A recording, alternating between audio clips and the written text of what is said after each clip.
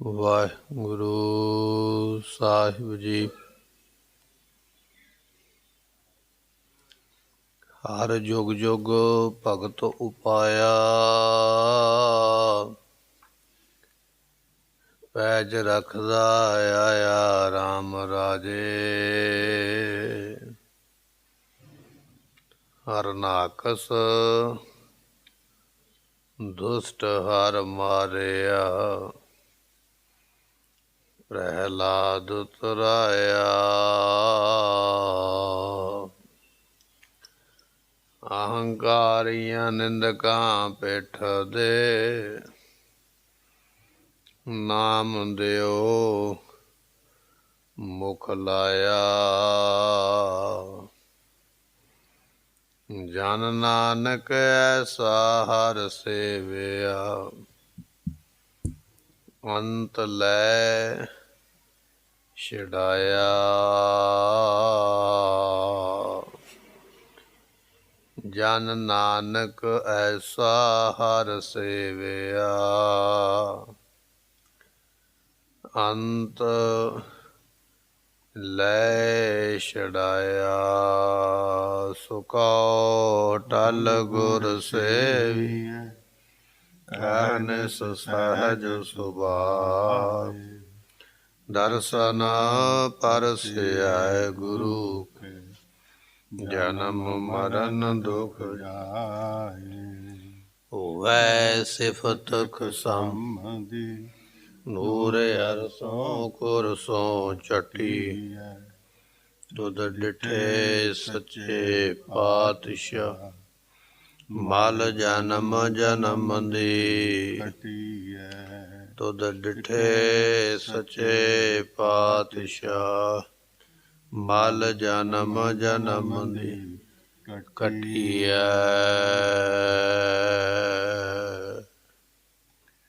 ਸਤਨਾਮ ਸ੍ਰੀ ਵਾਹਿਗੁਰੂ ਸਾਹਿਬ JIO. Bilawal Gond ਆਜ ਨਾ ਮੈਂ ਬੀਠਲ ਦੇਖਿਆ, ਮੂਰਖ ਕੋ ਸਮਝਾਓ ਰੇ ਰਹਾਓ। ਪਾਂਡੇ ਤੁਮਰੀ ਗਾਇਤਰੀ, लोदे का खेत खाती थी। लेकर ठेगा टगड़ी तोरी, लांगत लांगत जाती थी। आज ना मैं बीठल देखिया, मूर्ख को समझाओ रे। ਵਾਹਿਗੁਰੂ ਜੀ ਕਾ ਖਾਲਸਾ, ਵਾਹਿਗੁਰੂ ਜੀ ਕੀ ਫਤਿਹ। ਸਤਿਗੁਰਾਂ ਦੀ ਸਾਜੀ ਨਵਾਜੀ ਗੁਰੂ ਕੀ ਸੰਗਤ। ਸਤਿਗੁਰੂ ਕਿਰਪਾ ਕਰਕੇ ਸਤਸੰਗਤ ਦਾ ਇਹ ਅੰਮ੍ਰਿਤ ਵੇਲੇ ਦਾ ਸਮਾਂ ਸਾਨੂੰ ਮਹਾਰਾਜ ਜੀ ਨੇ ਬਖਸ਼ਿਸ਼ ਕੀਤਾ ਹੈ। ਗੁਰਬਾਣੀ ਦੇ ਕੀਰਤਨ, ਸ੍ਰੀ ਆਸਾ ਜੀ ਦੀ ਵਾਰ, ਪੰਜ ਬਾਣੀਆਂ ਦੇ ਨਿਤਨੇਮ ਮਹਾਰਾਜ ਦੇ ਦਰਬਾਰ ਵਿੱਚ ਆਪਾਂ ਸਰਵਣ ਕਰ ਚੁੱਕੇ ਹਾਂ। ਇਸ ਵੇਲੇ ਸਤਿਗੁਰੂ ਕਿਰਪਾ ਕਰਦਿਆਂ ਹੋਇਆਂ ਗੁਰਬਾਣੀ ਦੀ ਜੋ ਦਾਤ ਹੈ ਉਹ ਸਾਨੂੰ ਬਖਸ਼ਿਸ਼ ਕਰ ਰਹੇ ਹਨ। ਆਓ ਮਨ ਦੇ ਧਿਆਨ ਨੂੰ ਟਿਕਾਈਏ, ਭਾਵਨਾ ਦੇ ਨਾਲ ਅੰਮ੍ਰਿਤ ਬਾਣੀ ਸਰਵਣ ਕਰੀਏ। ਮਿਲ ਕੇ ਆਖੀਏ ਸਤਿਨਾਮ ਸ੍ਰੀ ਵਾਹਿਗੁਰੂ ਸਾਹਿਬ ਜੀ। ਸਤਨਾਮ ਸ੍ਰੀ ਵਾਹਿਗੁਰੂ ਸਾਹਿਬ ਜੀਓ। ਬਿਲਾਵਲ ਗੋਂਡ ਆਜ ਨਾ ਮੈਂ ਬੀਠਲ ਦੇਖਿਆ, ਮੂਰਖ ਕੋ ਸਮਝਾਓ ਰੇ। ਭਗਤ ਨਾਮਦੇਵ ਜੀ ਦਾ ਇਹ ਸ਼ਬਦ ਗੁਰੂ ਗ੍ਰੰਥ ਸਾਹਿਬ ਦੇ ਵਿੱਚ ਆਪਾਂ ਸਰਵਣ ਕਰ ਰਹੇ ਹਾਂ। ਗੌਂਡ ਰਾਗ ਦੇ ਵਿੱਚ ਭਗਤ ਨਾਮਦੇਵ ਜੀ ਦੇ 7 ਸ਼ਬਦ ਪ੍ਰਾਪਤ ਹੋਏ ਨੇ। 6 ਸ਼ਬਦ ਜੋ ਹਨ ਆਪਾਂ ਪਹਿਲਾਂ ਸਰਵਣ ਕਰ ਲਏ ਨੇ। ਇਹ 7ਵਾਂ ਸ਼ਬਦ ਅੱਜ ਮਹਾਰਾਜ ਇੱਥੇ ਬਖਸ਼ਿਸ਼ ਕਰਦੇ ਨੇ। ਗੌਂਡ ਅਤੇ ਬਲਾਵਲ ਰਾਗ ਦਾ ਇਹ ਸਾਂਝਾ ਸ਼ਬਦ ਹੈ। ਨਾਮਦੇਵ ਜੀ ਦੀ ਰਸਨਾ ਤੋਂ ਮਹਾਰਾਜ ਫਰਮਾਉਂਦੇ, ਭਗਤ ਨਾਮਦੇਵ ਜੀਆਂ ਦੇ ਕੋਲ ਕੁਝ ਵਿਅਕਤੀ ਆ ਕੇ ਵੱਖ-ਵੱਖ ਦੇਵਤਿਆਂ ਦੀ ਔਰ ਮੰਤਰਾਂ ਦੀ ਜਿਹੜੀ ਮਹਿਮਾ ਕਰਨ ਲੱਗੇ। ਫਲਾਣੇ ਮੰਤਰ ਵਿੱਚ ਬੜਾ ਬਲ ਹੈ, ਫਲਾਣੇ ਮੰਤਰ ਵਿੱਚ ਬੜੀ ਸ਼ਕਤੀ ਹੈ, ਫਲਾਣਾ ਦੇਵਤਾ ਬੜਾ ਪਰਉਪਕਾਰੀ ਹੈ, ਫਲਾਣਾ ਦੇਵਤਾ ਬੜੇ ਪਦਾਰਥ ਦਿੰਦਾ ਹੈ।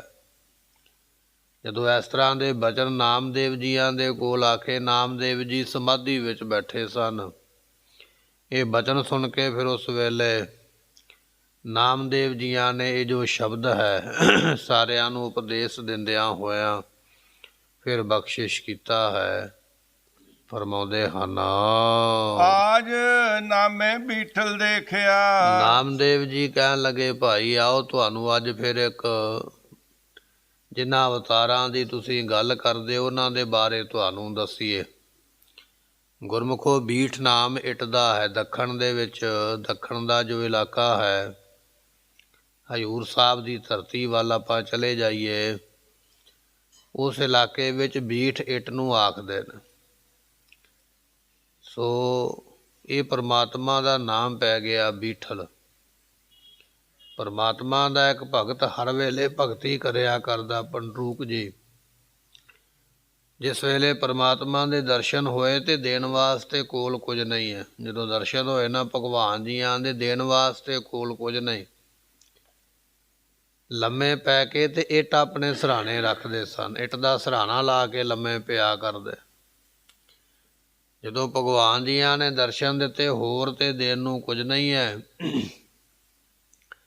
ਆਪਣੇ ਸਰਾਣੇ ਵਾਲੀ ਇੱਟ ਚੁੱਕ ਕੇ ਉਹੀ ਭਗਵਾਨ ਦੇ ਅੱਗੇ ਰੱਖ ਕੇ ਨਮਸਕਾਰ ਕੀਤੀ ਵੀ ਇਹ ਮੇਰੇ ਵੱਲੋਂ ਭੇਟਾ ਅੰਗੀਕਾਰ ਕਰੋ। ਉਸ ਤੋਂ ਬਾਅਦ ਵਿੱਚ ਪਰਮਾਤਮਾ ਦਾ ਨਾਮ ਹੀ ਬੀਠਲ ਪੈ ਗਿਆ, ਜਿਸ ਨੂੰ ਬੀਠ ਨਾਮ ਇੱਟ ਲੈ ਕੇ ਭਗਤ ਨੇ ਪਰਮਾਤਮਾ ਨੂੰ ਭੇਟ ਕੀਤੀ। ਬੀਠਲ ਤਾਂ ਕਿਹਾ ਜਾਂਦਾ ਹੈ। ਨਾਮਦੇਵ ਭਗਤ ਜੀ ਕਹਿਣ ਲੱਗੇ, ਜਿਸ ਭਗਵਾਨ ਨੂੰ ਤੁਸੀਂ ਬੀਠਲ ਆਖਦੇ ਹੋ ਜਾਂ ਜਿਸ ਦਾ ਨਾਮ ਬੀਠਲ ਪੈ ਗਿਆ ਹੈ, ਦੇਖਿਆ ਇਹ ਜਿਹੜਾ ਮਨੁੱਖਾ ਜਨਮ ਪ੍ਰਾਪਤ ਹੋਇਆ ਹੈ, ਇਹਦੇ ਵਿੱਚ ਅਸੀਂ ਇਹ ਦੇਖਿਆ ਹੈ, ਇਹ ਸਾਨੂੰ ਗਿਆਨ ਪ੍ਰਾਪਤ ਹੋਇਆ ਤੇ ਅਸੀਂ ਉਹ ਜਿਹੜੇ ਬਚਨ ਹਨ, ਮੂਰਖ ਕੋ ਸਮਝਾਊ ਰੇ, ਜਿਹੜੇ ਮੂਰਖ ਲੋਕ ਆਖਦੇ ਦੇਵਤਿਆਂ ਦੀ ਪੂਜਾ ਕਰਨੀ ਚਾਹੀਦੀ ਹੈ, ਮੰਤਰਾਂ ਦਾ ਜਾਪ ਕਰਨਾ ਚਾਹੀਦਾ ਹੈ, ਐਸੇ ਜਿਹੜੇ ਮੂਰਖ ਲੋਕ ਨੇ ਉਹਨਾਂ ਨੂੰ ਅਸੀਂ ਇਹਨਾਂ ਬਚਨਾਂ ਦੇ ਅੰਦਰ ਸਮਝਾਉਂਦੇ ਹਾਂ, ਦੱਸਦੇ ਹਾਂ ਵੀ ਕਾਰਨ ਕੀ ਹੈ, ਫਿਰ ਬਖਸ਼ਿਸ਼ ਕਰਦੇ ਹਨ। ਆਜ ਨਾਮੇ ਬੀਠਲ ਦੇਖਿਆ। ਸੋ ਕਹਿਣ ਲੱਗੇ, ਅੱਜ ਤੋਂ ਭਾਵ ਇਸ ਮਨੁੱਖਾ ਜਨਮ ਦੇ ਵਿੱਚ ਅਸੀਂ ਜੋ ਬੀਠਲ ਭਗਵਾਨ ਹੈ ਜਿਨ੍ਹਾਂ ਨੇ ਵੇਖਿਆ ਹੈ, ਉਹਨਾਂ ਦੇ ਕੋਲੋਂ ਅਸੀਂ ਸੁਣਿਆ ਹੈ। ਕੁਝ ਲੋਕ ਉਹ ਨੇ ਜਿਨ੍ਹਾਂ ਨੇ ਭਗਵਾਨ ਨੂੰ ਵੇਖਿਆ, ਵੇਖ ਕੇ ਰਿਸ਼ੀਆਂ ਮੁਨੀਆਂ ਨੇ ਗ੍ਰੰਥਾਂ ਵਿੱਚ ਲਿਖਿਆ, ਉਹਨਾਂ ਦੀਆਂ ਸਾਖੀਆਂ ਸਟੋਰੀਆਂ ਗ੍ਰੰਥਾਂ ਵਿੱਚ ਲਿਖ ਦਿੱਤੀਆਂ। ਜੋ ਗ੍ਰੰਥਾਂ ਵਿੱਚ ਲਿਖਿਆ ਹੈ ਉਸ ਨੂੰ ਅਸੀਂ ਦੇਖਿਆ ਹੈ ਵੀ ਕੀ ਲਿਖਿਆ ਹੈ, ਉਹ ਬਚਨ ਤੁਹਾਨੂੰ ਅਸੀਂ ਇੱਥੇ ਸਮਝਾਉਂਦੇ ਹਾਂ। ਇਸ ਤਰ੍ਹਾਂ ਦੇ ਦੋ ਤਰ੍ਹਾਂ ਦੇ ਅਰਥ ਵਿਦਵਾਨਾਂ ਨੇ ਕੀਤੇ ਕਿ ਜਿਨ੍ਹਾਂ ਨੇ ਉਸ ਨੂੰ ਵੇਖਿਆ ਹੈ ਉਹਨਾਂ ਦੁਆਰੇ ਅਸੀਂ ਸੁਣਿਆ ਹੈ ਤੇ ਤੁਹਾਨੂੰ ਦੱਸਦੇ ਹਾਂ, ਜਾਂ ਇਸ ਤਰ੍ਹਾਂ ਕਹਿ ਲਈਏ ਜਿਨ੍ਹਾਂ ਰਿਸ਼ੀਆਂ ਮੁਨੀਆਂ ਨੇ ਗ੍ਰੰਥਾਂ ਵਿੱਚ ਲਿਖਿਆ ਹੈ, ਉਹਨਾਂ ਗ੍ਰੰਥਾਂ ਵਿੱਚ ਲਿਖਿਆ ਅਸੀਂ ਦੇਖਿਆ ਹੈ, ਭਾਵ ਕਿ ਪੜ੍ਹਿਆ ਹੈ, ਤੇ ਉਹ ਤੁਹਾਨੂੰ ਇੱਥੇ ਬਚਨ ਜਿਹੜਾ ਹੈ ਉਹ ਸਮਝਾਉਂਦੇ ਹਾਂ ਵੀ ਕਿਹੜੇ ਮੰਤਰ ਵਿੱਚ ਕਿੰਨਾ ਬਲ ਹੈ। ਮੂਰਖ ਕੋ ਸਮਝਾਓ ਰੇ, ਜਿਹੜੇ ਮੂਰਖ ਨੇ ਜਿਨ੍ਹਾਂ ਨੇ ਮੂੰਹ ਹੀ ਅੱਗੇ ਰੱਖਿਆ ਹੋਇਆ ਉਹਨਾਂ ਨੂੰ ਸਮਝਾਉਂਦੇ ਹਾਂ ਵੀ ਪਰਮਾਤਮਾ ਦੀ ਭਗਤੀ ਕਰੋ, ਇਹਨਾਂ ਦੇਵੀ ਦੇਵਤਿਆਂ ਦੇ ਚੱਕਰ ਵਿੱਚ ਨਾ ਪਵੋ। ਗੁਰਮੁਖੋ ਬਚਨ ਇਹ ਹੈ ਵੀ ਕਿਸੇ ਦੀ ਨਿੰਦਿਆ ਨਹੀਂ ਹੈ, ਪਰ ਜੇ ਤੁਸੀਂ ਪੌੜੀ ਦੇ ਉੱਪਰ ਚੜ੍ਹਨਾ ਨਾ, ਜੇ ਉੱਪਰਲੀ ਪੌੜੀ ਦੇ ਉੱਪਰ ਪੈਰ ਰੱਖੋਗੇ ਡੰਡੇ ਦੇ ਉੱਪਰ, ਤੇ ਥੱਲੇ ਵਾਲਾ ਡੰਡਾ ਛੱਡਣਾ ਪਵੇਗਾ। ਦੋਨਾਂ ਡੰਡਿਆਂ 'ਤੇ ਇਕੱਠਾ ਪੈਰ ਰੱਖ ਕੇ ਖੜ੍ਹ ਜਾਓ, ਫਿਰ ਤੁਸੀਂ ਉੱਥੇ ਹੀ ਖੜ੍ਹੇ ਰਹੋਗੇ, ਉੱਪਰ ਨਹੀਂ ਵਧੋਗੇ। ਜੇ ਉੱਪਰ ਵਧਣਾ ਹੈ ਥੱਲੇ ਵਾਲਾ ਡੰਡਾ ਛੱਡਣਾ ਪਵੇਗਾ, ਉੱਪਰ ਵਾਲੇ ਡੰਡੇ 'ਤੇ ਚੜ੍ਹਨਾ ਪਵੇਗਾ, ਫਿਰ ਉਸ ਤੋਂ ਉੱਪਰ ਚੜ੍ਹਨਾ ਪਵੇਗਾ, ਤਾਂ ਮੰਜ਼ਿਲ 'ਤੇ ਪਹੁੰਚੀਦਾ ਹੈ।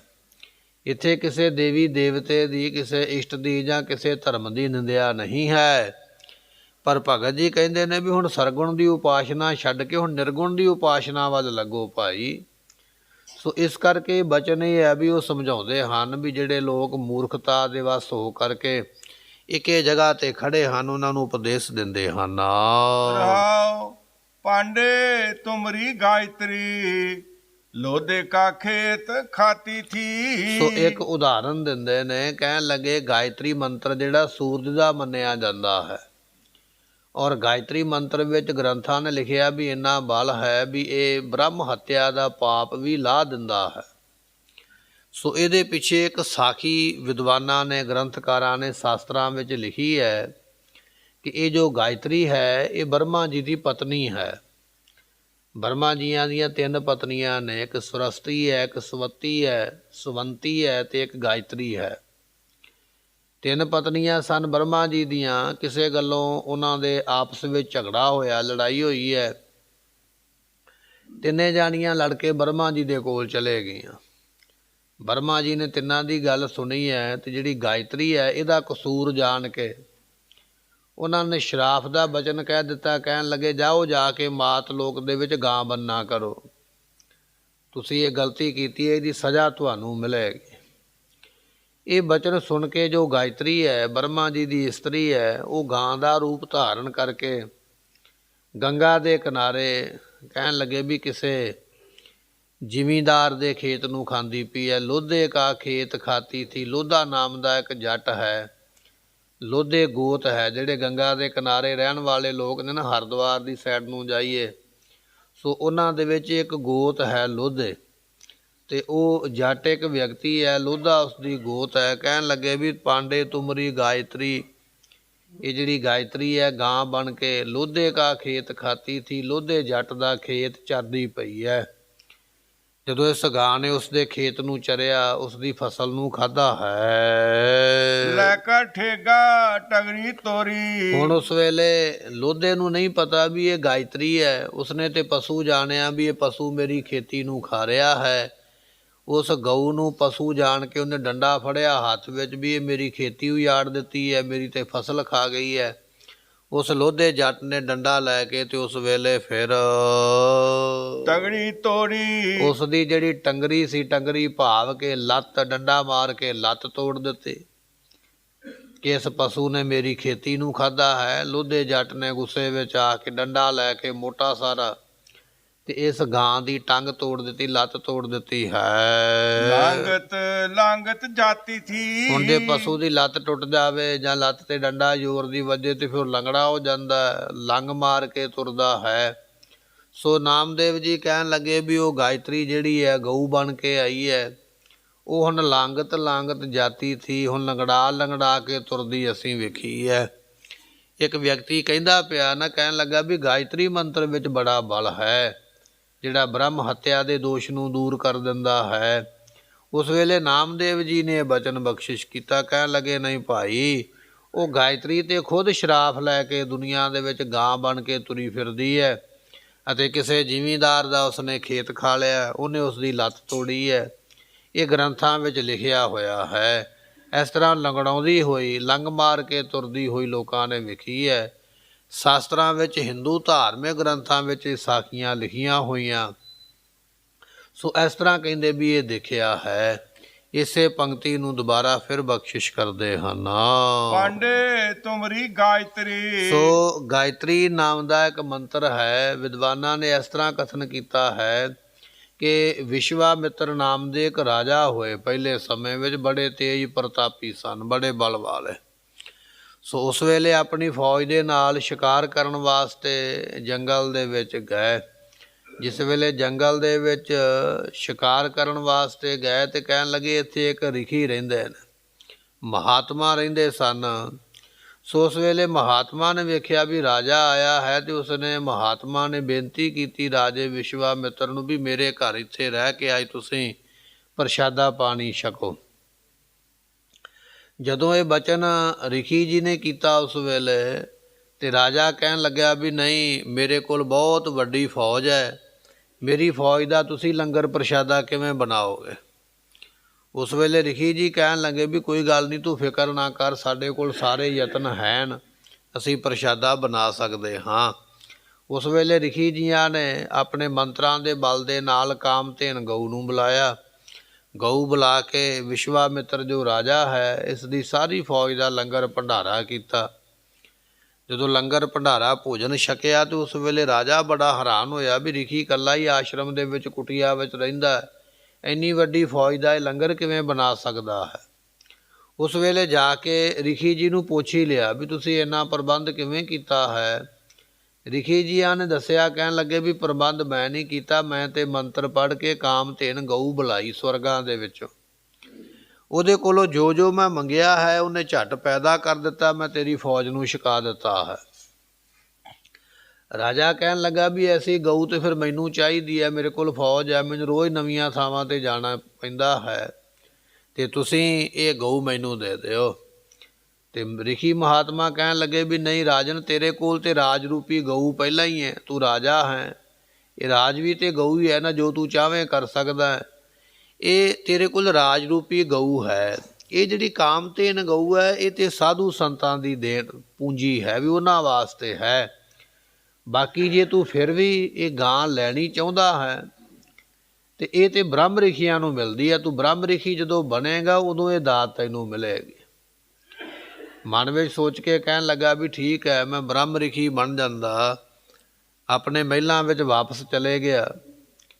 ਰਾਜ ਭਾਗ ਆਪਣੇ ਵਜ਼ੀਰਾਂ ਨੂੰ ਦੇ ਕੇ ਆਖਣ ਲੱਗਾ ਵੀ ਮੈਂ ਹੁਣ ਬ੍ਰਹਮ ਰਿਖੀ ਬਣਨਾ ਹੈ, ਮੈਂ ਤਪੱਸਿਆ ਕਰਨੀ ਹੈ ਤੇ ਕਾਮਧੇਨ ਗਊ ਲੈਣੀ ਹੈ। ਵਿਸ਼ਵਾਮਿੱਤਰ ਜੀ ਜਾ ਕੇ ਜੰਗਲ ਦੇ ਵਿੱਚ ਬੜਾ ਭਾਰੀ ਤਪ ਕੀਤਾ। ਤਪ ਕਰਕੇ ਬ੍ਰਹਮਾ ਜੀ ਨੂੰ ਪ੍ਰਗਟ ਕੀਤਾ। ਬ੍ਰਹਮਾ ਜੀ ਨੂੰ ਆਖਿਆ, ਬ੍ਰਹਮਾ ਜੀ ਮੈਨੂੰ ਬ੍ਰਹਮ ਰਿਖੀ ਹੋਣ ਦਾ ਵਰ ਬਖਸ਼ਿਸ਼ ਕਰੋ। ਬ੍ਰਹਮਾ ਜੀ ਕਹਿਣ ਲੱਗੇ, ਮੇਰੇ ਵੱਲੋਂ ਤੇ ਬ੍ਰਹਮ ਰਿਖੀ ਤੂੰ ਬਣ ਗਿਆ ਹੈ, ਮੇਰੇ ਵੱਲੋਂ ਤੈਨੂੰ ਵਰ ਮਿਲ ਗਿਆ ਵੀ ਤੂੰ ਬ੍ਰਹਮ ਰਿਖੀ ਹੋ। ਪਰ ਬਚਨ ਇਹ ਹੈ ਵੀ ਬ੍ਰਹਮ ਰਿਖੀ ਉਸ ਵੇਲੇ ਹੋ ਸਕਦਾ ਹੈ ਜਦੋਂ ਰਿਖੀ ਜੀ ਤੈਨੂੰ ਆਪ ਆਪਣੇ ਮੂੰਹੋਂ ਬ੍ਰਹਮ ਰਿਖੀ ਕਹਿਣਗੇ ਤਾਂ ਬ੍ਰਹਮ ਰਿਖੀ ਬਣੇਗਾ। ਇਹਨਾਂ ਬਚਨ ਕਰਕੇ ਵਿਸ਼ਵਾਮਿੱਤਰ ਜੀ ਤਪ ਕਰਕੇ ਆਪਣੇ ਮਹਿਲਾਂ ਦੇ ਵਿੱਚ ਆਏ। ਮਹਿਲਾਂ ਦੇ ਵਿੱਚ ਆ ਕੇ ਸੋਹਣੇ ਬਸਤਰ ਪਾਏ, ਸੋਹਣੇ ਸ਼ਸਤਰ ਸਜਾਏ, ਰਾਜਿਆਂ ਦੇ ਠਾਠ ਬਾਠ ਦੇ ਵਿੱਚ ਤਿਆਰ ਹੋ ਕੇ ਤੇ ਚਲੇ ਗਏ ਰਿਖੀ ਜੀ ਨੂੰ ਮਿਲਣ ਵਾਸਤੇ ਵੀ ਮੈਂ ਬ੍ਰਹਮ ਰਿਖੀ ਹੋਣ ਦਾ ਵਰ ਲੈ ਕੇ ਆਵਾਂ। ਜਦੋਂ ਰਿਖੀ ਜੀ ਨੂੰ ਮੱਥਾ ਟੇਕਿਆ ਤੇ ਉਹਨਾਂ ਨੇ ਵੇਖਿਆ ਵੀ ਇਹ ਤੇ ਰਾਜਿਆਂ ਵਾਲੇ ਕੱਪੜੇ ਪਾ ਕੇ ਆਇਆ, ਰਾਜਿਆਂ ਵਾਂਗੂ ਸਜ ਧੱਜ ਕੇ ਆਇਆ। ਉਹਨਾਂ ਨੇ ਮੁੱਖੋਂ ਸੁਭਾਵਿਕ ਹੀ ਕਹਿ ਦਿੱਤਾ ਵੀ ਆਓ ਰਾਜ ਰਿਖੀ ਜੀ, ਬ੍ਰਹਮ ਰਿਖੀ ਨਹੀਂ ਆਖਿਆ, ਰਾਜ ਰਿਖੀ ਕਹਿ ਦਿੱਤਾ। ਮਨ ਦੇ ਵਿੱਚ ਬੜਾ ਗੁੱਸਾ ਆਇਆ, ਮੈਂ ਇੰਨਾ ਲੰਮਾ ਸਮਾਂ ਤਪ ਕਰਕੇ ਆਇਆ ਹਾਂ, ਇਹਦੇ ਕਹਿਣ ਕਰਕੇ ਮੈਨੂੰ ਬ੍ਰਹਮ ਰਿਖੀ ਹੋਣ ਦਾ ਵਰ ਮਿਲਣਾ ਜਾਂ ਪੂਰਾ ਹੋਣਾ ਹੈ। ਇਹਨੇ ਮੈਨੂੰ ਬ੍ਰਹਮ ਰਿਖੀ ਜਾਣ ਬੁੱਝ ਕੇ ਨਹੀਂ ਆਖਿਆ, ਜਾਣ ਬੁੱਝ ਕੇ ਰਾਜ ਰਿਖੀ ਆਖਿਆ ਹੈ।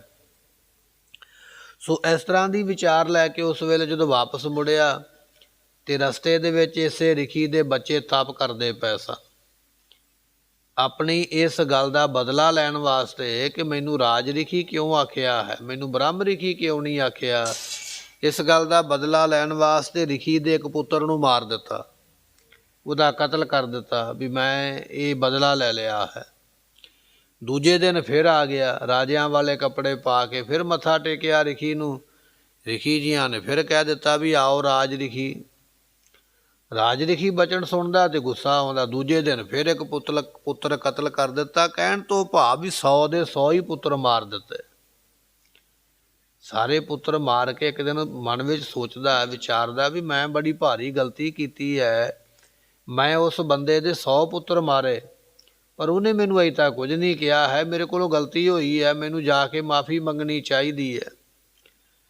ਰਾਤ ਨੂੰ ਸਾਧੂਆਂ ਵਾਲੇ ਕੱਪੜੇ ਪਾ ਕੇ, ਰਿਖੀਆਂ ਵਾਲੇ ਸੰਤਾਂ ਵਾਲੇ ਕੱਪੜੇ ਪਾ ਕੇ ਰਾਤ ਨੂੰ ਆ ਗਿਆ ਤੇ ਕੁਟੀਆ ਦੇ ਓਹਲੇ ਹੋ ਕੇ ਖੜ ਗਿਆ ਵੀ ਵੇਖਾਂ ਤੇ ਸਹੀ ਵੀ ਮੇਰੇ ਬਾਰੇ ਇਹ ਸੰਤ ਕੀ ਸੋਚਦੇ ਨੇ। ਤੇ ਉਸ ਵੇਲੇ ਉਹ ਜਿਹੜੇ ਸੰਤ ਸਨ ਜਿਨ੍ਹਾਂ ਦੇ ਪੁੱਤਰ ਮਾਰੇ, ਉਹਨਾਂ ਦੀ ਘਰਵਾਲੀ ਨੇ ਪੁੱਛ ਲਿਆ ਸੰਤਾਂ ਨੂੰ, ਕਹਿਣ ਲੱਗੇ ਜੀ ਇਸ ਵੇਲੇ ਦੁਨੀਆ ਤੇ ਤੇਜ ਪ੍ਰਤਾਪੀ ਕੌਣ ਹੈ?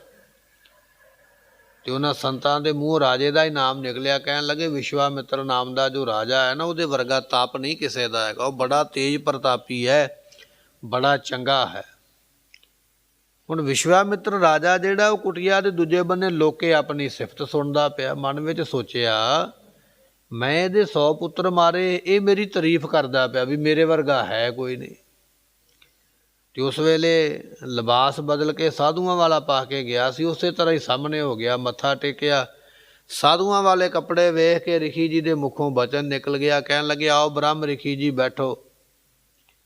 ਬੜਾ ਹੈਰਾਨ ਹੋਇਆ, ਕਹਿਣ ਲੱਗਾ, ਜਦੋਂ ਮੈਂ ਪਹਿਲਾਂ ਆਉਂਦਾ ਸੀ ਤੁਸੀਂ ਮੈਨੂੰ ਰਾਜ ਰਿਖੀ ਕਹਿੰਦੇ, ਅੱਜ ਮੈਂ ਤੁਹਾਡੇ 100 ਪੁੱਤਰ ਮਾਰੇ ਨੇ, ਅੱਜ ਮੈਂ ਆਇਆ ਹਾਂ ਤੇ ਤੁਸੀਂ ਮੈਨੂੰ ਬ੍ਰਹਮ ਰਿਖੀ ਕਹਿ ਦਿੱਤਾ ਹੈ।